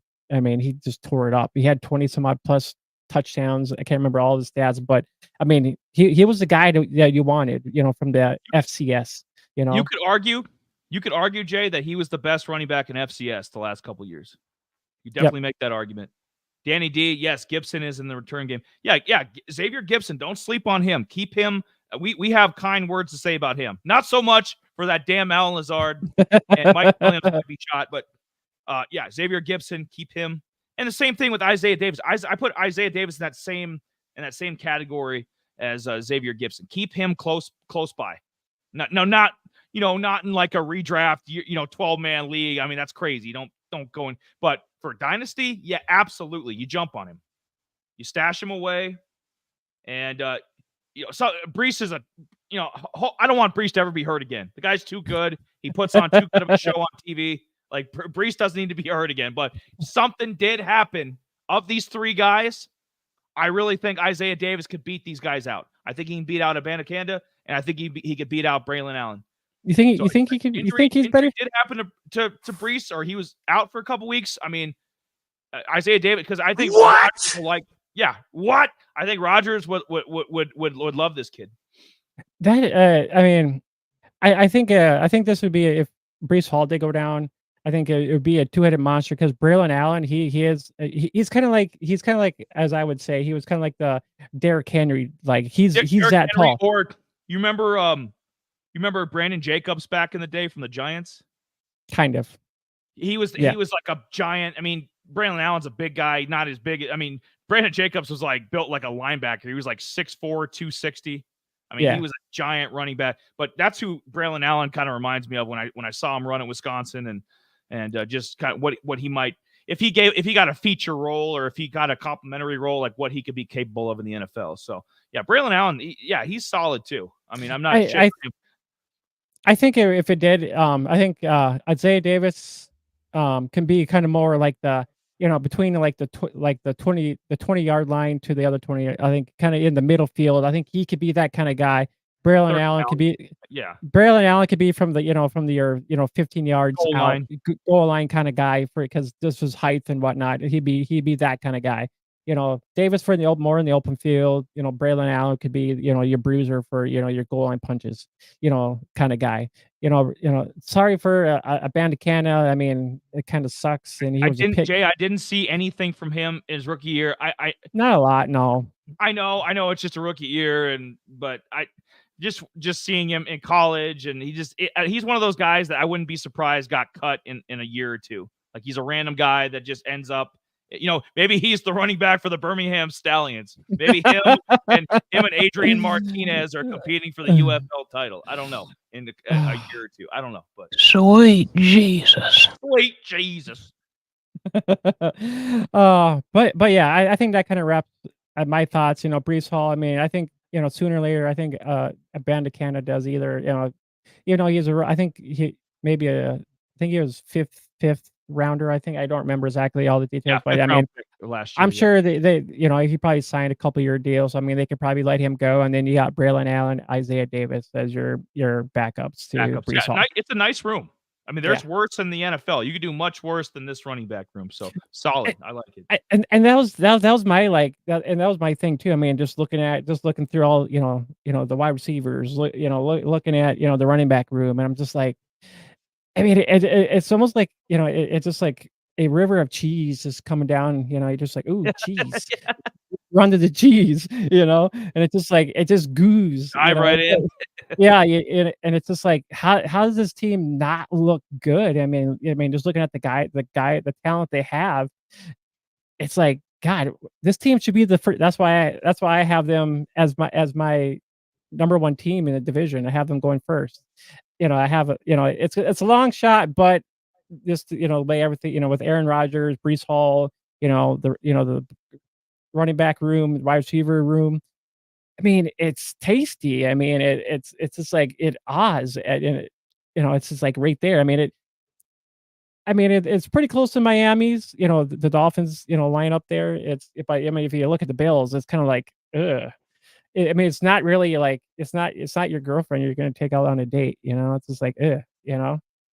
Or your Tinder date who you keep from your friends. So and that's why that's kind of like that's why I kind of liked this. I liked not the Dolphins, the Jets here. Yeah. Now, famous question: what do you put up or shut up, big boy? What do you got them at? I have them. I was gonna say 8-9 originally. I had them at 8-9 because I didn't know about Aaron Rodgers, like if we were going to see Jordan Travis at all, the young Florida State quarterback. If Rodgers went down or never fully healed, but 8-9, you talk me into. I'll bump them up a little bit. You talk me in to 10-7. Jets are going to go 10-7. They're going to be fighting for a wild card. I think they win 10 games. They played Miami a couple times. They played Buffalo twice. I know they played New England twice too as well. So so they got teams like and I think they lose against San Francisco because they're a better team. Denver, they can win one. I think they could maybe beat Minnesota. Pittsburgh might be a rough one. Arizona, they should just totally annihilate them. Beat Pittsburgh too. Arizona. Yeah, we got Houston up there. Houston and Seattle, Jacksonville. The win. Yep, and the Rams, that might be pretty close, and that could be a loss. Yeah, so I think it could go either way. It could be 10-7 or 7-10 if things go south. If it does, they're going to clean house. You're not going to have Aaron Rodgers, and you're not going to have a head coach. You're not going to have a GM. You're not going to have, which I would feel bad for Breece and for Garrett Wilson. They're too good of players to not have stability. Yep. So all right, one more team.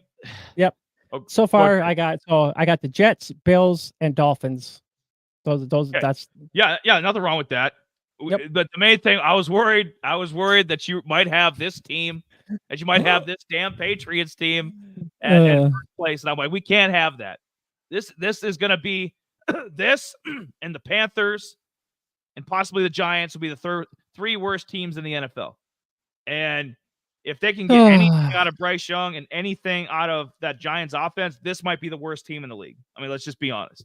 I have, pardon my French, I have a fucking 20th ranked running, an ADP RB20 running back as your number one fantasy player. It's a joke. It's a fucking joke that I have Ramondre Stevenson as their number one fantasy guy. And you can't argue much. Maybe if you're being nice, you pick one of the rookies. Oh, Jalen Polk. Maybe Javon Baker. He's a steal. Maybe they pop. Hunter Henry. He's an average tight end. He is. There's nothing special. He's just a guy to start in your deep, in 16-man league. He's a starter there, but nothing special. Drake May. They have no track record other than Tom Brady and Bledsoe. I guess way back in the day. But like recently, they have no track record of having any kind of ability to help with quarterback. Mac Jones, look at Mac Jones. He's doing backflips with the fucking Jags. He's happy to be in Jacksonville. He's happy to be the hell out of here. Cam Newton's got a really good podcast now. He got the hell out of there after a year. How dare you? Bailey Zappi is going to be out of the league soon. It's a shit show. I get it. I did this on purpose. I'll put wide receiver, Jalen Waddle, ADP. I didn't include any of that shit in front of these players because I don't care. This will be one of these teams where we have to talk about because they're in the fucking NFL. But I'd rather talk about a UFL. I'd rather talk about, the San Antonio Brahmas. I'd rather talk about a UFL team than this garbage. But what? Ramondre Stevenson, number 20, has injury history. Nothing. I mean, the backup is Antonio Gibson. I mean, he was good at catching passes and had a good rookie year with the Commanders in 2020. But I mean, do we really trust Antonio Gibson? Like, if something happens to Ramondre Stevenson, do you want to give the rock to Antonio Gibson for a full load? Hell no. I'll do all 5, Jay, and then you just give me, we'll just do this quick, and then because I got some good things to say about Javon Baker, obviously. Jalen Polk should be okay. Got a couple nice young rookie receivers there. Mr. Lawyer, Pats are going to the same thing the Panthers did with Bryce Young. Even worse. It might be worse. It might be worse. I mean, this team is junk. I might have talked myself even less wins than I had him at before. The Jets, Patriots, I'm talking myself down. I put Javon Baker at number 2 because I've been in love with this kid since I saw him at UCF. Me and Jay we did a college spotlight on him. We should have the link for that too. But we did a college spotlight on Javon Baker. Been in love with this kid. He's gonna be another guy that should pop. I don't know. New England might fuck him up, but he should pop. Jalen Polk obviously had a really productive career with Washington. He was the number 2 receiver to Rome Odunze. So Jalen Polk, people are pretty high on as well. So the young receivers there might be a future. I mean, if there's any brightness, anything past the doom and gloom, it might be these 2 guys. Hunter Henry, your run-of-the-mill average tight end who could be replaced at any time. He could be upgraded. Any draft would. You know what the stupid Raiders should have done? The Raiders should have shipped Mike Myers, as we call him. They should have sent his ass over to the Patriots. He could have been there because he ain't going to see the field, with Brock Bowers.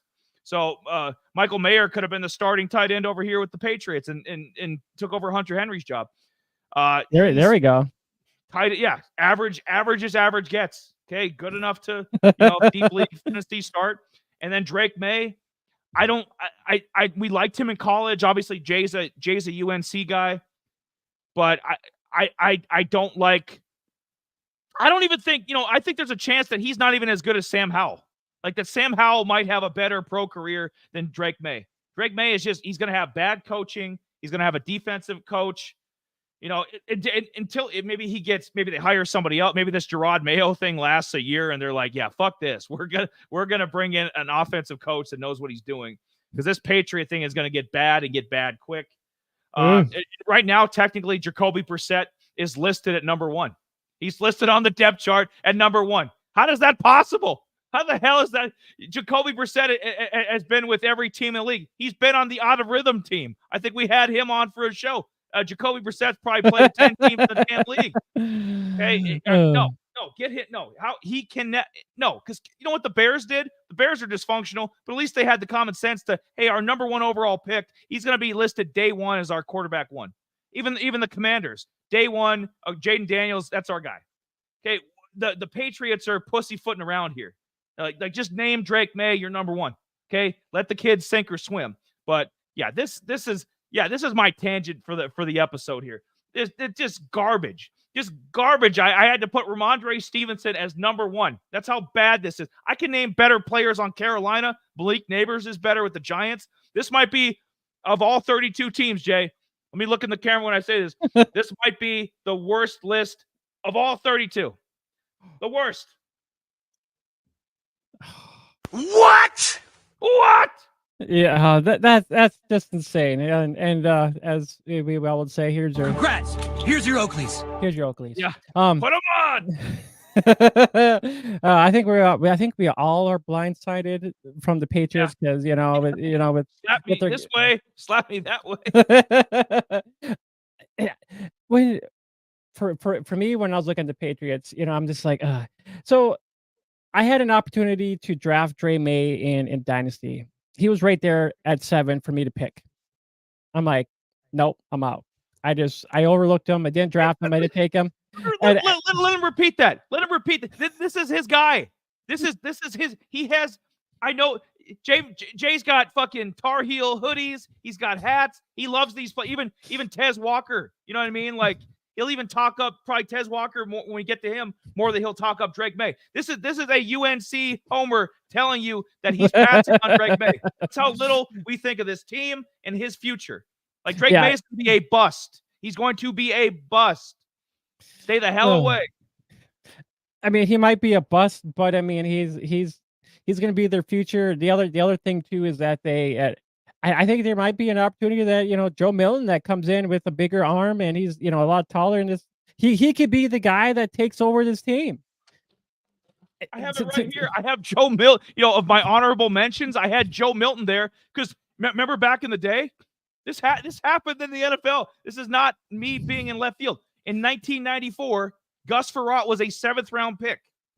Heath Schuler was a 1st round pick. I think the 3rd overall pick too. Gus Frerotte beat out Heath Schuler because Heath Schuler couldn't play. So and I remember Joe Milton from Tennessee. Kirk Cousins. Kirk Cousins beat out RG3. I know RG3 had that good rookie year, but a couple years later, Kirk Cousins beat him out because he was better. Yeah. So I mean, who's to say Joe Milton's not going to be a better pro than Drake May? Right, and that was the thing I was going to say too. Thank you, Mr. Lauer, for subbing. We are doing the NFC East. Thank you. Yes. Next, I'm a Cowboys homer too, so yeah. Be prepared for some. Get to them next week. Yeah, be prepared for juicy content next week. Yes. Yeah, come back next week, man. Should be Wednesday night. We're talking Cowboys. Yeah.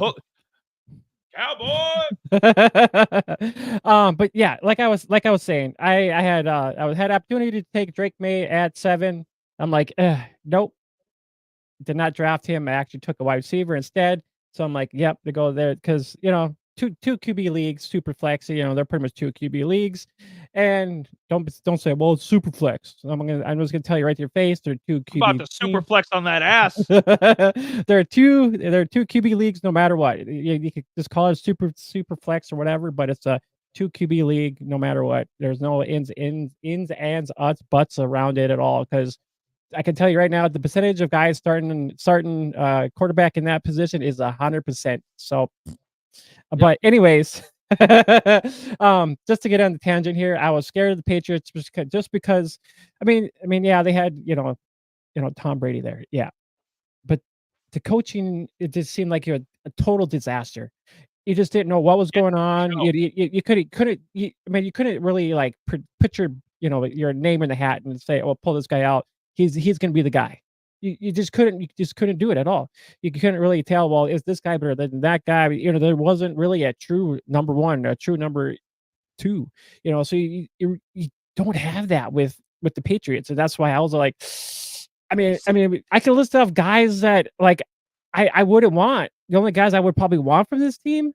I mean, if you think about, the guy that had the most receiving yards was Demario Douglas, 561 yards. Demario Douglas, if he's like your number 3-4 receiver, you're fine. I'd take him on my team. I think, and he had a good college career. Demario Douglas had a good rookie year. Demario Douglas is okay. I don't mind. I just don't want him as my number 1 receiver. That's too much to ask. It is. Kendrick Bourne. What the hell is this? You know what I mean? Like 493 yards projected. That's being nice. You gotta get the 493. I mean, there's no 1,000-yard receiver in this crew, and it's just like it's sad to kind of say like I mean, if you think about it, I mean, we hope that Tywan Thornton was going to be somebody. Nope, that was a total bust. We were hoping the Booty Monster was going to be something. Booty Monster, yeah. He might even be suspended. Yeah, that's what I'm saying. So they've taken so if it was another team that took a 2nd-round receiver, I mean, we're saying nice stuff about Keon Coleman. 2nd round, Malachi Corley, he was like a mid-round pick. We're saying nice stuff about these rookies. If it was any other team, even the damn Jets, I mean, I might trust Jalen Polk a little bit more with the Jets. I might obviously Javon Baker a lot with the, I think a lot of Javon Baker, but I would trust Jalen Polk more. But I don't know. He might be the next Tyquan Thornton. You know what I mean? He might be the next Booty Monster. Any other list of receivers that we're missing that this organization has fucked up. I remember back in the day, Chad Jackson, the kid from Florida, when Brady was there, they fucked him up. I think he was a 2nd-round pick. Like either the list goes, or maybe a 1st round. But I mean, they wasted a lot of high value, between 1st to 4th round. This organization has wasted a shit ton of high picks on receivers that I don't know if it's the lack of offensive scheme or these guys just can't play. They didn't scout them right. Like what's going on? But I don't trust. I trust Jalen Polk a little bit more than Kendrick Bourne because we know what Kendrick Bourne is. But I think Polk could be the next Thornton. Very easily. Well, and I hope not. I mean, I rather see. I'd rather see somebody come into this team and have 1,000 some odd yards receiving. I mean, they should. I mean, with all the talent that did have, it's just like it seems like every single one of them was a bust, and it's just like the only person you really depend on is Stevenson, and Douglas. He's not even that good. He's not even. That's the main thing. Ramondre Stevenson's not even that good. He had, I don't know if it was 2021 or one of those years he had a decent year. It's like, he's a respectable fantasy back. He's pretty good. But, other than that, it's like, no, he's just not that. He'd be fine, if they got a young stud, like they took a high, maybe they had taken Blake Corum instead of the Rams. Maybe the Patriots had taken like a Blake Corum, like a young stud or, second round pick to complement Stevenson. He might have been okay. But Ramondre Stevenson as your feature back, I'll pass. That's a hard pass. Not a Hall pass, not a Breece Hall pass, but a hard pass. Stevenson only had one good fantasy year with 249 fantasy points and finished at 7. No, and the other 2021. No, 2022, and then 2021. Yeah, and he finished 7th that year, and then 2021, 47th.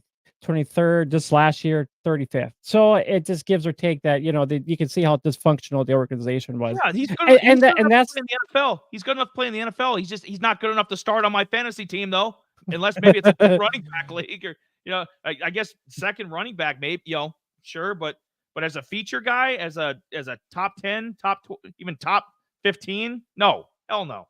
No, I would take guys like I would take Rashad White Mustard over a guy. Yeah. I would even take Joe Milton. Yes. Mixon, Williams. Mostard's the backup in Miami. Yes. Rashad White. Yes. I might even take it might even be Jay. It might even be debatable with Antonio Gibson. It might even be debatable with Antonio Gibson and Ramondre Stevenson, who you'd rather have, at least for fantasy, because at least Gibson gets you catches. Who knows? Maybe this will be with Washington. Maybe this will be a 1-2 punch, and it's just a two-headed monster. Piece it. Maybe if they're not gonna go 0-17, yeah, piece it together, and there we go. That's the room. Yep. Jermichael Hasty, he's still in the damn league. He's getting cut. Yeah, we should have a watch list on the bottom scroll. That's what I'm gonna start doing in a couple months. A watch list of who's getting cut, who's playing in the UFL next year. Jermichael Hasty, boom. Suspect number 1, Kevin Harris. Who the hell? I know Damian Harris. I remember Damian Harris with New England a couple years ago. Maybe they're brothers. I don't know. Yeah, he was a decent back. Maybe he's related to Damian Harris. I don't know, but I don't know damn Kevin Harris. I don't know why he's projected for 250 yards. They're lying to you. Well, and that's the thing about this. I mean, you kind of saw, Polk, Baker. I kind of like those guys. The running back rooms, Stevenson, Gibson, Harris, and it's just all this mid. The two feature guys mid, and then the other guys are barely in the league. Well, yeah, it is, and if it had to come down to it, I mean, Stevenson, I would like him as my RB2 or something. He wouldn't be my first. He'd be my RB2. Yeah, absolutely. Yeah, have him as a complement to, Devon Achane. If you're two running backs in your typical fantasy league, redraft, whatever dynasty, if you have Ramondre Stevenson and a guy like Devon Achane, you'll be fine. But if it's Stevenson and like a questionable guy, you're in trouble. Right? If it's Zamir White from the Raiders and Ramondre Stevenson, you're in trouble. It's about damn right. So pretty much the 2024 season here, the Patriots drafted 2 QBs. They got May from UNC, Milton from Tennessee, and then they also drafted two wide receivers. They drafted Polk and Baker. They didn't take no running back for nothing.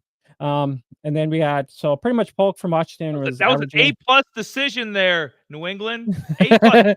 Let's fire our legendary 6-time Super Bowl champion coach, who it was probably due for him anyways, because today's NFL you need an offensive coach, but they didn't fire Belichick to go get one of the McVay assistants or one of the Shanahan assistants or Green Bay, any of the good offense in the league, they go, or Detroit get their OC, they go and they get a former linebacker who's never been a head coach, probably doesn't know anything, and you wonder why I'm so low on this damn team, especially fantasy. Like, this is an offensive league. You can't what the hell. It is nuts. Look what Pittsburgh's they fucked up. Look what they fucked up George Pickens. You know what I mean? Because they got a defensive coach, and George Pickens should be a top 10, probably top 10, borderline top 10 fantasy receiver, and he never will be in Pittsburgh. You're gonna waste him. Pretty much why they traded away freaking Johnson too as well. Yeah, they probably screwed up Deontay Johnson too. We'll see what he does in Carolina, but this is junk. Running back room is junk. The receivers, you're based on prospects and the hope that Polk and Javon Baker will pan out, but a lot of their second to fourth round guys in the last 20 years have not panned out. They just haven't. I mean, and that's the thing I was going to get at. None of them, Jay. No, that's they got Randy Moss in a damn trade with the Raiders, luckily. And then, think about the other, what they have Chad, then they have Ocho Cinco for a cup of coffee or something, like a year. Yep. They had him too. Yeah. It was tight end. It was Gronk. And it was Julian Edelman, a converted, it was like slot guy, like short white slot guys and tight ends. Those were their weapons during their great years. tight ends, and then running backs, like mid running backs, like Antonio Gibson actually fits the old mold of the Patriots. Like, you remember some of their, James White, guys like that, the receiver that can basically strictly catch balls in the backfield. I remember him. Yep. They're second and fourth round guys. There's no faith. So I don't have any faith in the quarterback. Don't have any faith in the running back room. Don't have any, Javon Baker is the one bit of hope in my opinion. And I think they're going to fuck him up. So it's like, where's the hope? Hunter Henry? Hunter Henry's the hope? Is that what I'm ready to say the record right now? They'll be lucky to be 2-15. They might be 1-16. This team is going to be epically bad. Awful. What? Okay. So Polk was averaging about 19 fantasy points, college stat wise. And Baker was averaging he also had Michael Penix Jr. throwing him the ball and Roma Dunze on the other side. And McMillan too. Yeah. 3 NFL level receivers. 3 NFL receivers there. Then we have Baker from UCF, about 16, averaging about 6. He was, college stats again. 16 points per game. And you think about it, they had Parmalee as their QB down there at UCF, and their organization is not like an eye popper. I mean, they get it done. Baker was their guy that they leaned on to actually put up points and whatnot. Stevenson and Gibson, and I think these guys go back, I think these guys go back and forth, RB1, RB2. So this was the kind of what I kind of put down. I was like, I'm like, Polk and Baker versus, Thornton or Juju, or Thornton and KJ Osborne. So it's kind of like, it's kind of toss up. Do you take the Polk, Baker side, or do you go, Thornton maybe at KJ? My question, Jay, what the hell happened to KJ Osborne? What the hell happened to him? That he's the 6th receiver on the Patriots depth chart. This guy was like the number 3 with the Vikings like a couple years ago. Like KJ Osborne, they were talking about, hey, if he ever got a chance to start, there was ever an injury to JJ, or I used to have kind words about KJ Osborne. Now look at him. He's not even on this list. He's not even on this damn list. No, and that was the thing about it too. It's kind of like steal Houston's. Only part they're missing is CJ Stroud. CJ Stroud. That's the only thing in the formula that ain't gonna work. It's like making a cake and forgetting the flour. And on top of it, they also have Jalen Reagor. So it's just kind of like, what? How many teams has he been on? He's another bust, first round bust. Right? How many first to fourth round busts can you have in one receiver room? Like how is this possible? And that's the thing about it too. And I'm kind of like, I'm like, I think I'm going to lean more like the Polk and Baker, and you take. You have to. you have to, Jay, if this is going to work, if they're going to save this damn coach and save salvage any of this, these young, it's going to have to be a youth movement. They don't have a young running back because they're stupid and didn't draft one, but it's going to have to be the young receiver, the 2 young receivers, Drake May. I would have taken a tight end. They should have traded for Michael Mayer. He's just going to rot, in my opinion, unless the Raiders do a lot of 2 tight end sets, and that's debatable. They're going to waste Michael Mayer. Michael Mayer is going to be one of the best backup tight ends in the league. You could have traded him, get him in your starter, and you could have a full youth movement. Your 4 main offensive guys, all in their first or second year. But Patriots don't think. They don't think. Robert Kraft is too busy getting some special massages. You know what I mean? He can't bother himself with this crap. He'll be the next one. I'm done with this. He'll be the next one, like as Watson, as we would say, Lord Voldemort. Look at the targets. Yeah, that graph right there tells you all you need to know about this fucking team. They don't have a 1. They don't even really have a 2. No, and that's the thing about, and that's why I was so scared to think about, like, do I think communism? Jay, this ain't a communist. Oh, hey, everybody pitches in here. We're all gonna plant the garden. No, motherfucker, you need a number. You need a Jamar Chase. You need a Justin Jefferson. You need an AJ Brown. You need one of these level guys. Maybe Malik Neighbors. He develops into that. You need a guy like that. You don't need a bunch of 3 and 4 receivers. No, you don't. And I mean, looking at the breakdown there, I mean, how often are they, 3 wide sets, 47%, 2 tight ends, I think that's what, 42% or whatever it is. And it's smaller screen. I can't see it over here, but I mean, you get the idea, so I mean, you get the idea how often they're using 2 tight ends, 3 wide receiver sets, and they rush quite a bit, but you don't have good enough running backs. You can rush all you want, but you've got mid running backs. Okay? You don't have a Breece Hall here. You don't have a Devon A-Chain. Devon A-Chain, Mostert, you can get away with kind of a blend. You can't do that here. It's going to have to be through the air with Drake May, and I just think that's going to be. I mean, we haven't seen anybody since Jameis Winston really shit the bed and throw 30 picks. Drake May, if he starts the full year, this might be like one of those old rookie, 25 interception kind of years. We might be looking at that. I mean, this kid might throw 25 interceptions if he plays the full year. Oh, hang on. Yeah. Speaking of that, here we go. Yep. Since he ain't getting 20 passing touchdowns. I'll tell you that right now. Since we're right now. If you want to book it, go fucking bet on that shit. Whatever FanDuel or DraftKings, whatever you use. Go bet on that right now. Drake May over under 20 touchdowns, way under.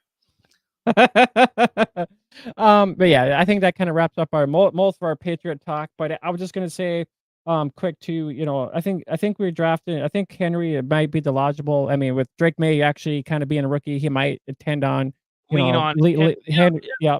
Which is why, Jay, once again, they should have drafted. Ben Sinnott. Anybody? Ben Sinnott's going to be a really good starting tight end for the Commanders soon. You could have had him. I think they took Jaheim Bell. If I have the right team, I think that's Bell, he was supposed to be a mid-round tight end. They took him in the 7th round. Yep. So, but yeah.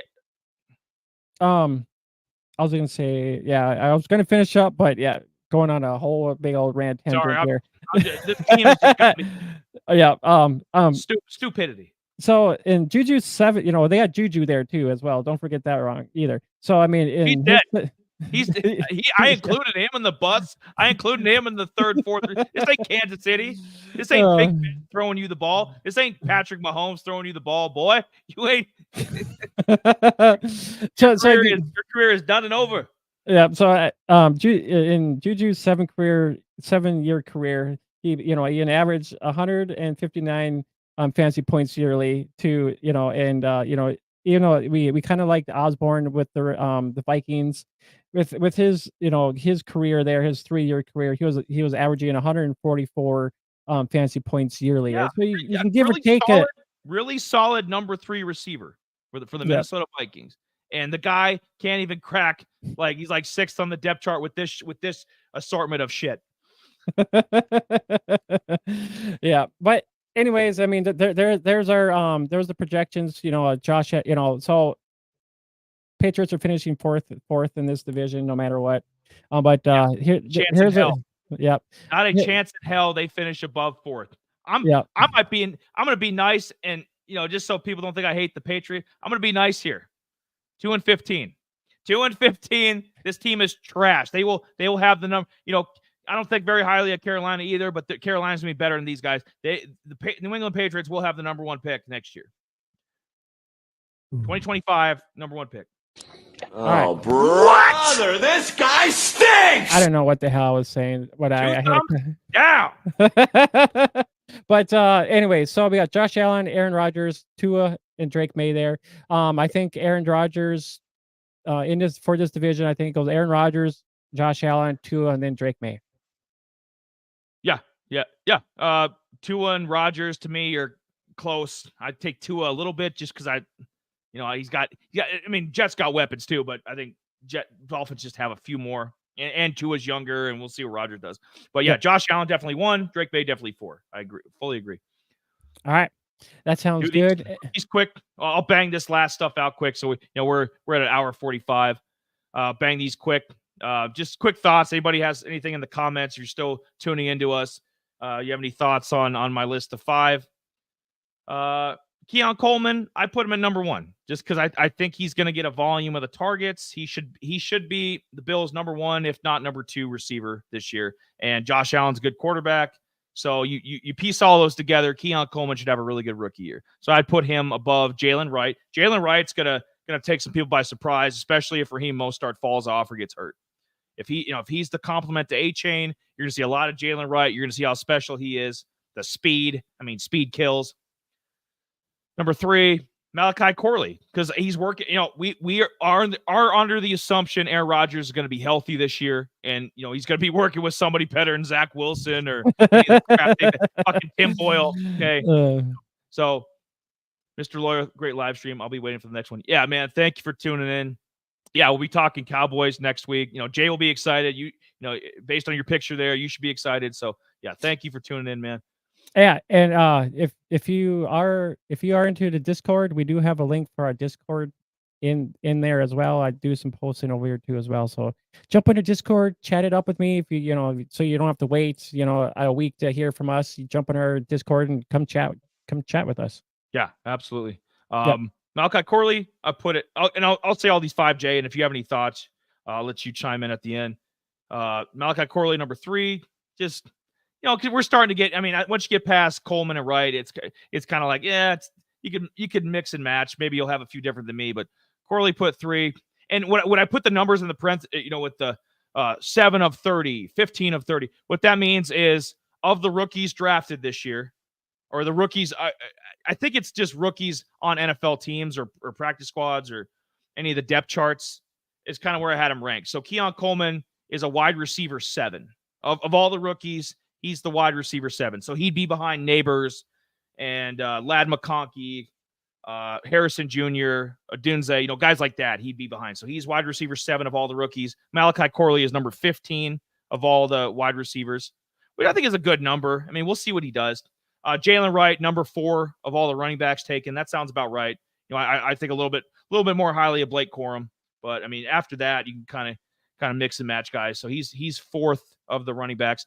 Javon Baker, I put it number 4, and he's 16th receiver, which is that might be a little bit low if this guy pans out. If they can get anything rolling, I think Javon Baker's got more potential than Jalen Polk and any of the other receivers that they have there. They're just guys to me. And Drake May, just because he was the 3rd overall pick, I put him at number 5 for this division. If it was another division, he probably wouldn't crack the top 5.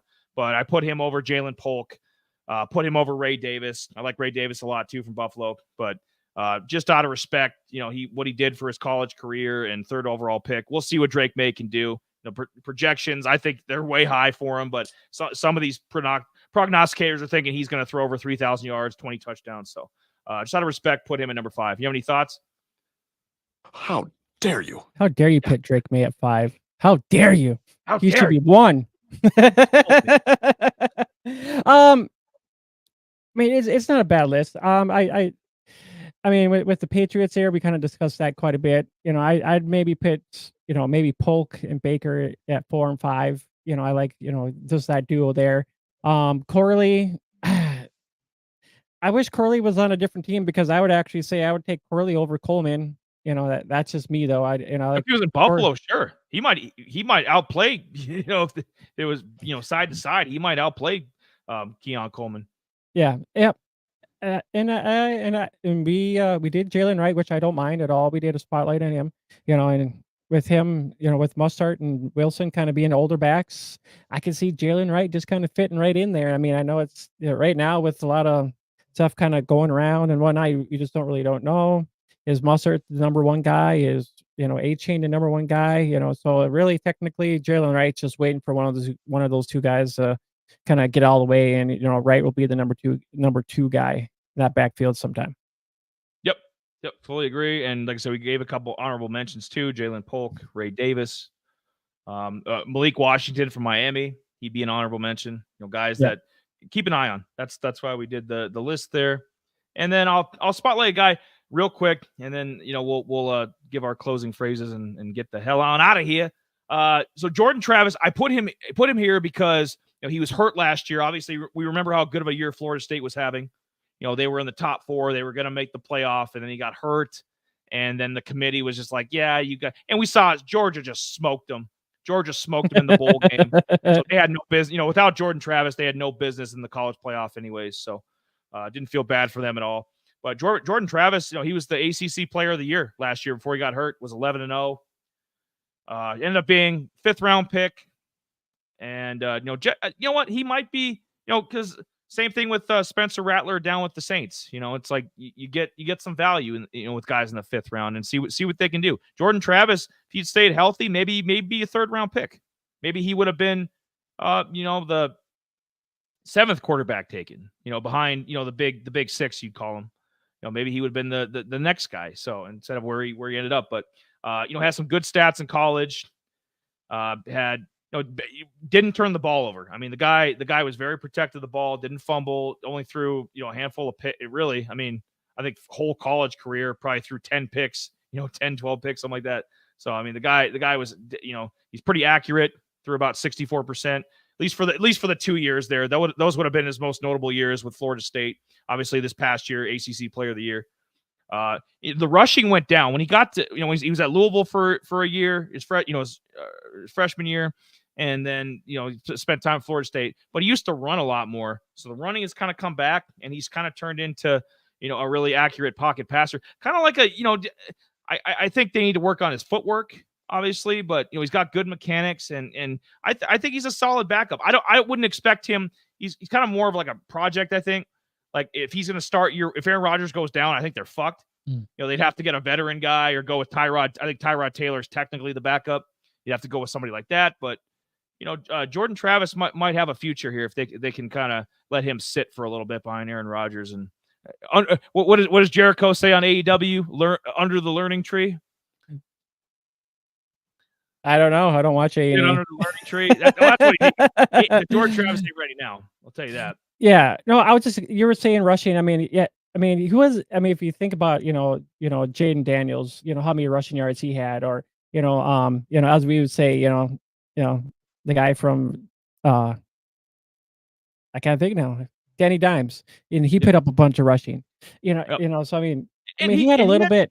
He had some value from that. I mean, the guy wouldn't throw any passing touchdowns, but, Danny Dimes, a couple years ago when Giants had that playoff run, that playoff year, like Danny Dimes was a decent fantasy quarterback because he made up for it in the running game. So somebody like Jordan Travis, who doesn't throw a ton of, at least in college he didn't throw a ton of like passing touchdowns, but if he's not turning the ball over and he gets you some rushing touchdowns, 2 straight years of 7 rushing touchdowns, I'll take that. You can translate that to the NFL. Hell yeah. Yeah, and then maybe I might have been in on Coleman if if those two were teamed up somewhere together. Maybe then I might have been interested in Coleman. and Johnny Wilson. They had a nice thing going at Florida State before he went down. I know we did a spotlight on Johnny Wilson, and no. You don't see it. No, I don't. I can't see it. His one skill, Jay said his one talent is he's tall. Yeah, he should go. You know what he should do is go play the NBA and get some money that way. Or convert to tight end. That's what we were saying. Either go play European basketball or convert to an NFL tight end, put on a little more weight. Yeah.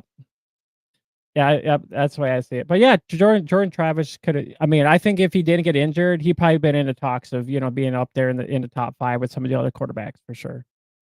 Yep. So keep an eye on him. It's not going to hurt because Dynasty, we're going deep. I mean, you're taking rookies, you're stashing these guys away. You're keeping them on the taxi squad, practice squad, whatever your league calls it.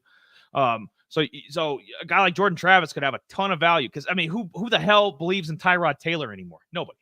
So he's obviously Rodgers goes down. It probably would be Tyrod, but Jordan Travis definitely has a brighter future than Tyrod Taylor. So Tyrod Taylor is probably just a 1-year backup stopgap kind of guy, just insurance policy in case Rodgers goes down. So yeah, I like Jordan Travis a lot at Florida State, and keep an eye on. But that's all I got. I was actually just gonna look up real quick his how rostered he was. Yeah, I mean, in Dynasty, he's pretty much out there in a waiver wire.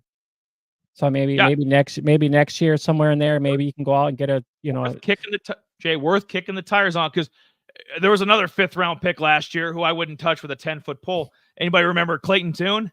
Who was drafted because he was Tank Dell's quarterback in college. Needs to send a Christmas card to Tank Dell every year the rest of his life. Like, thank you for getting me drafted, Tank. Because Clayton Tune can't play. Clayton Tune needs to be out of the league. So there have been other 5th-round guys that are trash. Jordan Travis, I don't think is going to be trash. Spencer Rattler, I don't think is going to be trash. That's insane. But yeah, I hope everybody enjoyed kind of what we presented here today. We talked a lot about we covered the Bills, the Dolphins, a lot of ranting on the Patriots, and we covered the Jets, who I got finishing first in the division this year. People are gonna be like, "What? You're crazy!" But just think about I love the roster. I love the roster. I'll tell you that. But I think a little bit more than the Dolphins. But yeah, that's for another day, I guess. But I hope everybody enjoyed it. But yeah, if you guys can, we got our Discord link down in the description. I mean, after this is over, I'll probably be doing some some shorts and stuff like that. We have an Instagram over there too. Algorithm Fan. We're on Spotify and Apple, and I hope maybe some people subscribe to our channel because we got 7 more weeks worth of previews to actually get done. So we're gonna hit up the NFC East next. We're gonna hit up those Dallas. I might be liking Neighbors. Maybe maybe go watch the previous episode. I maybe had some takes on Neighbors over there, but we got the Commanders and we got those lousy ass freaking Eagles. But yeah, there'll be plenty of fantasy firepower next week. You can go, like I said, this will be up. If you didn't see the full episode, this will be up in full form. Jay's always great about making shorts, so there'll be some short. If you just want some bite-sized stuff, me flipping out about the Patriots, whatever. You're a Josh Allen guy. You want us to talk about Josh Allen? Of course. What? Got some, from last week, the previous episode before this. A little bit of snapshots of everything, a little bit of snack before the meal. So if you want to check out what our initial thoughts are on the NFC East before we get into it next week, go watch the last episode. And then, we got some firepower coming up next week. We're going to talk about guys like AJ Brown. We're going to talk about Jalen Hurts, obviously Dak, the young rookie Jaden Daniels. Get into young stud receiver Malik Neighbors. Even that damn Danny Dimes, Daniel Jones. Yes, but I know we're just getting all kinds of views over there on X. I mean, sorry guys, we're kind of getting to the end of our show, but hey, maybe if you guys are over on X, come over there and hit our subscribe button over here on YouTube.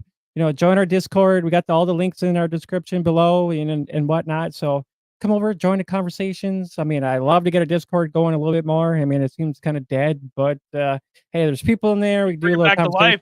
I mean, shit.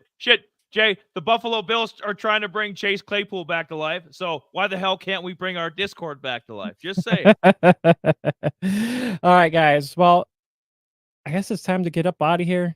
I'm Jamie. That's Eli. We'll see you guys next Wednesday when we hit the NFC I was gonna say AFC. Some said NFC least. I say it's the NFC East. All right, guys, we are up out of here. We'll catch you guys next time. Laters.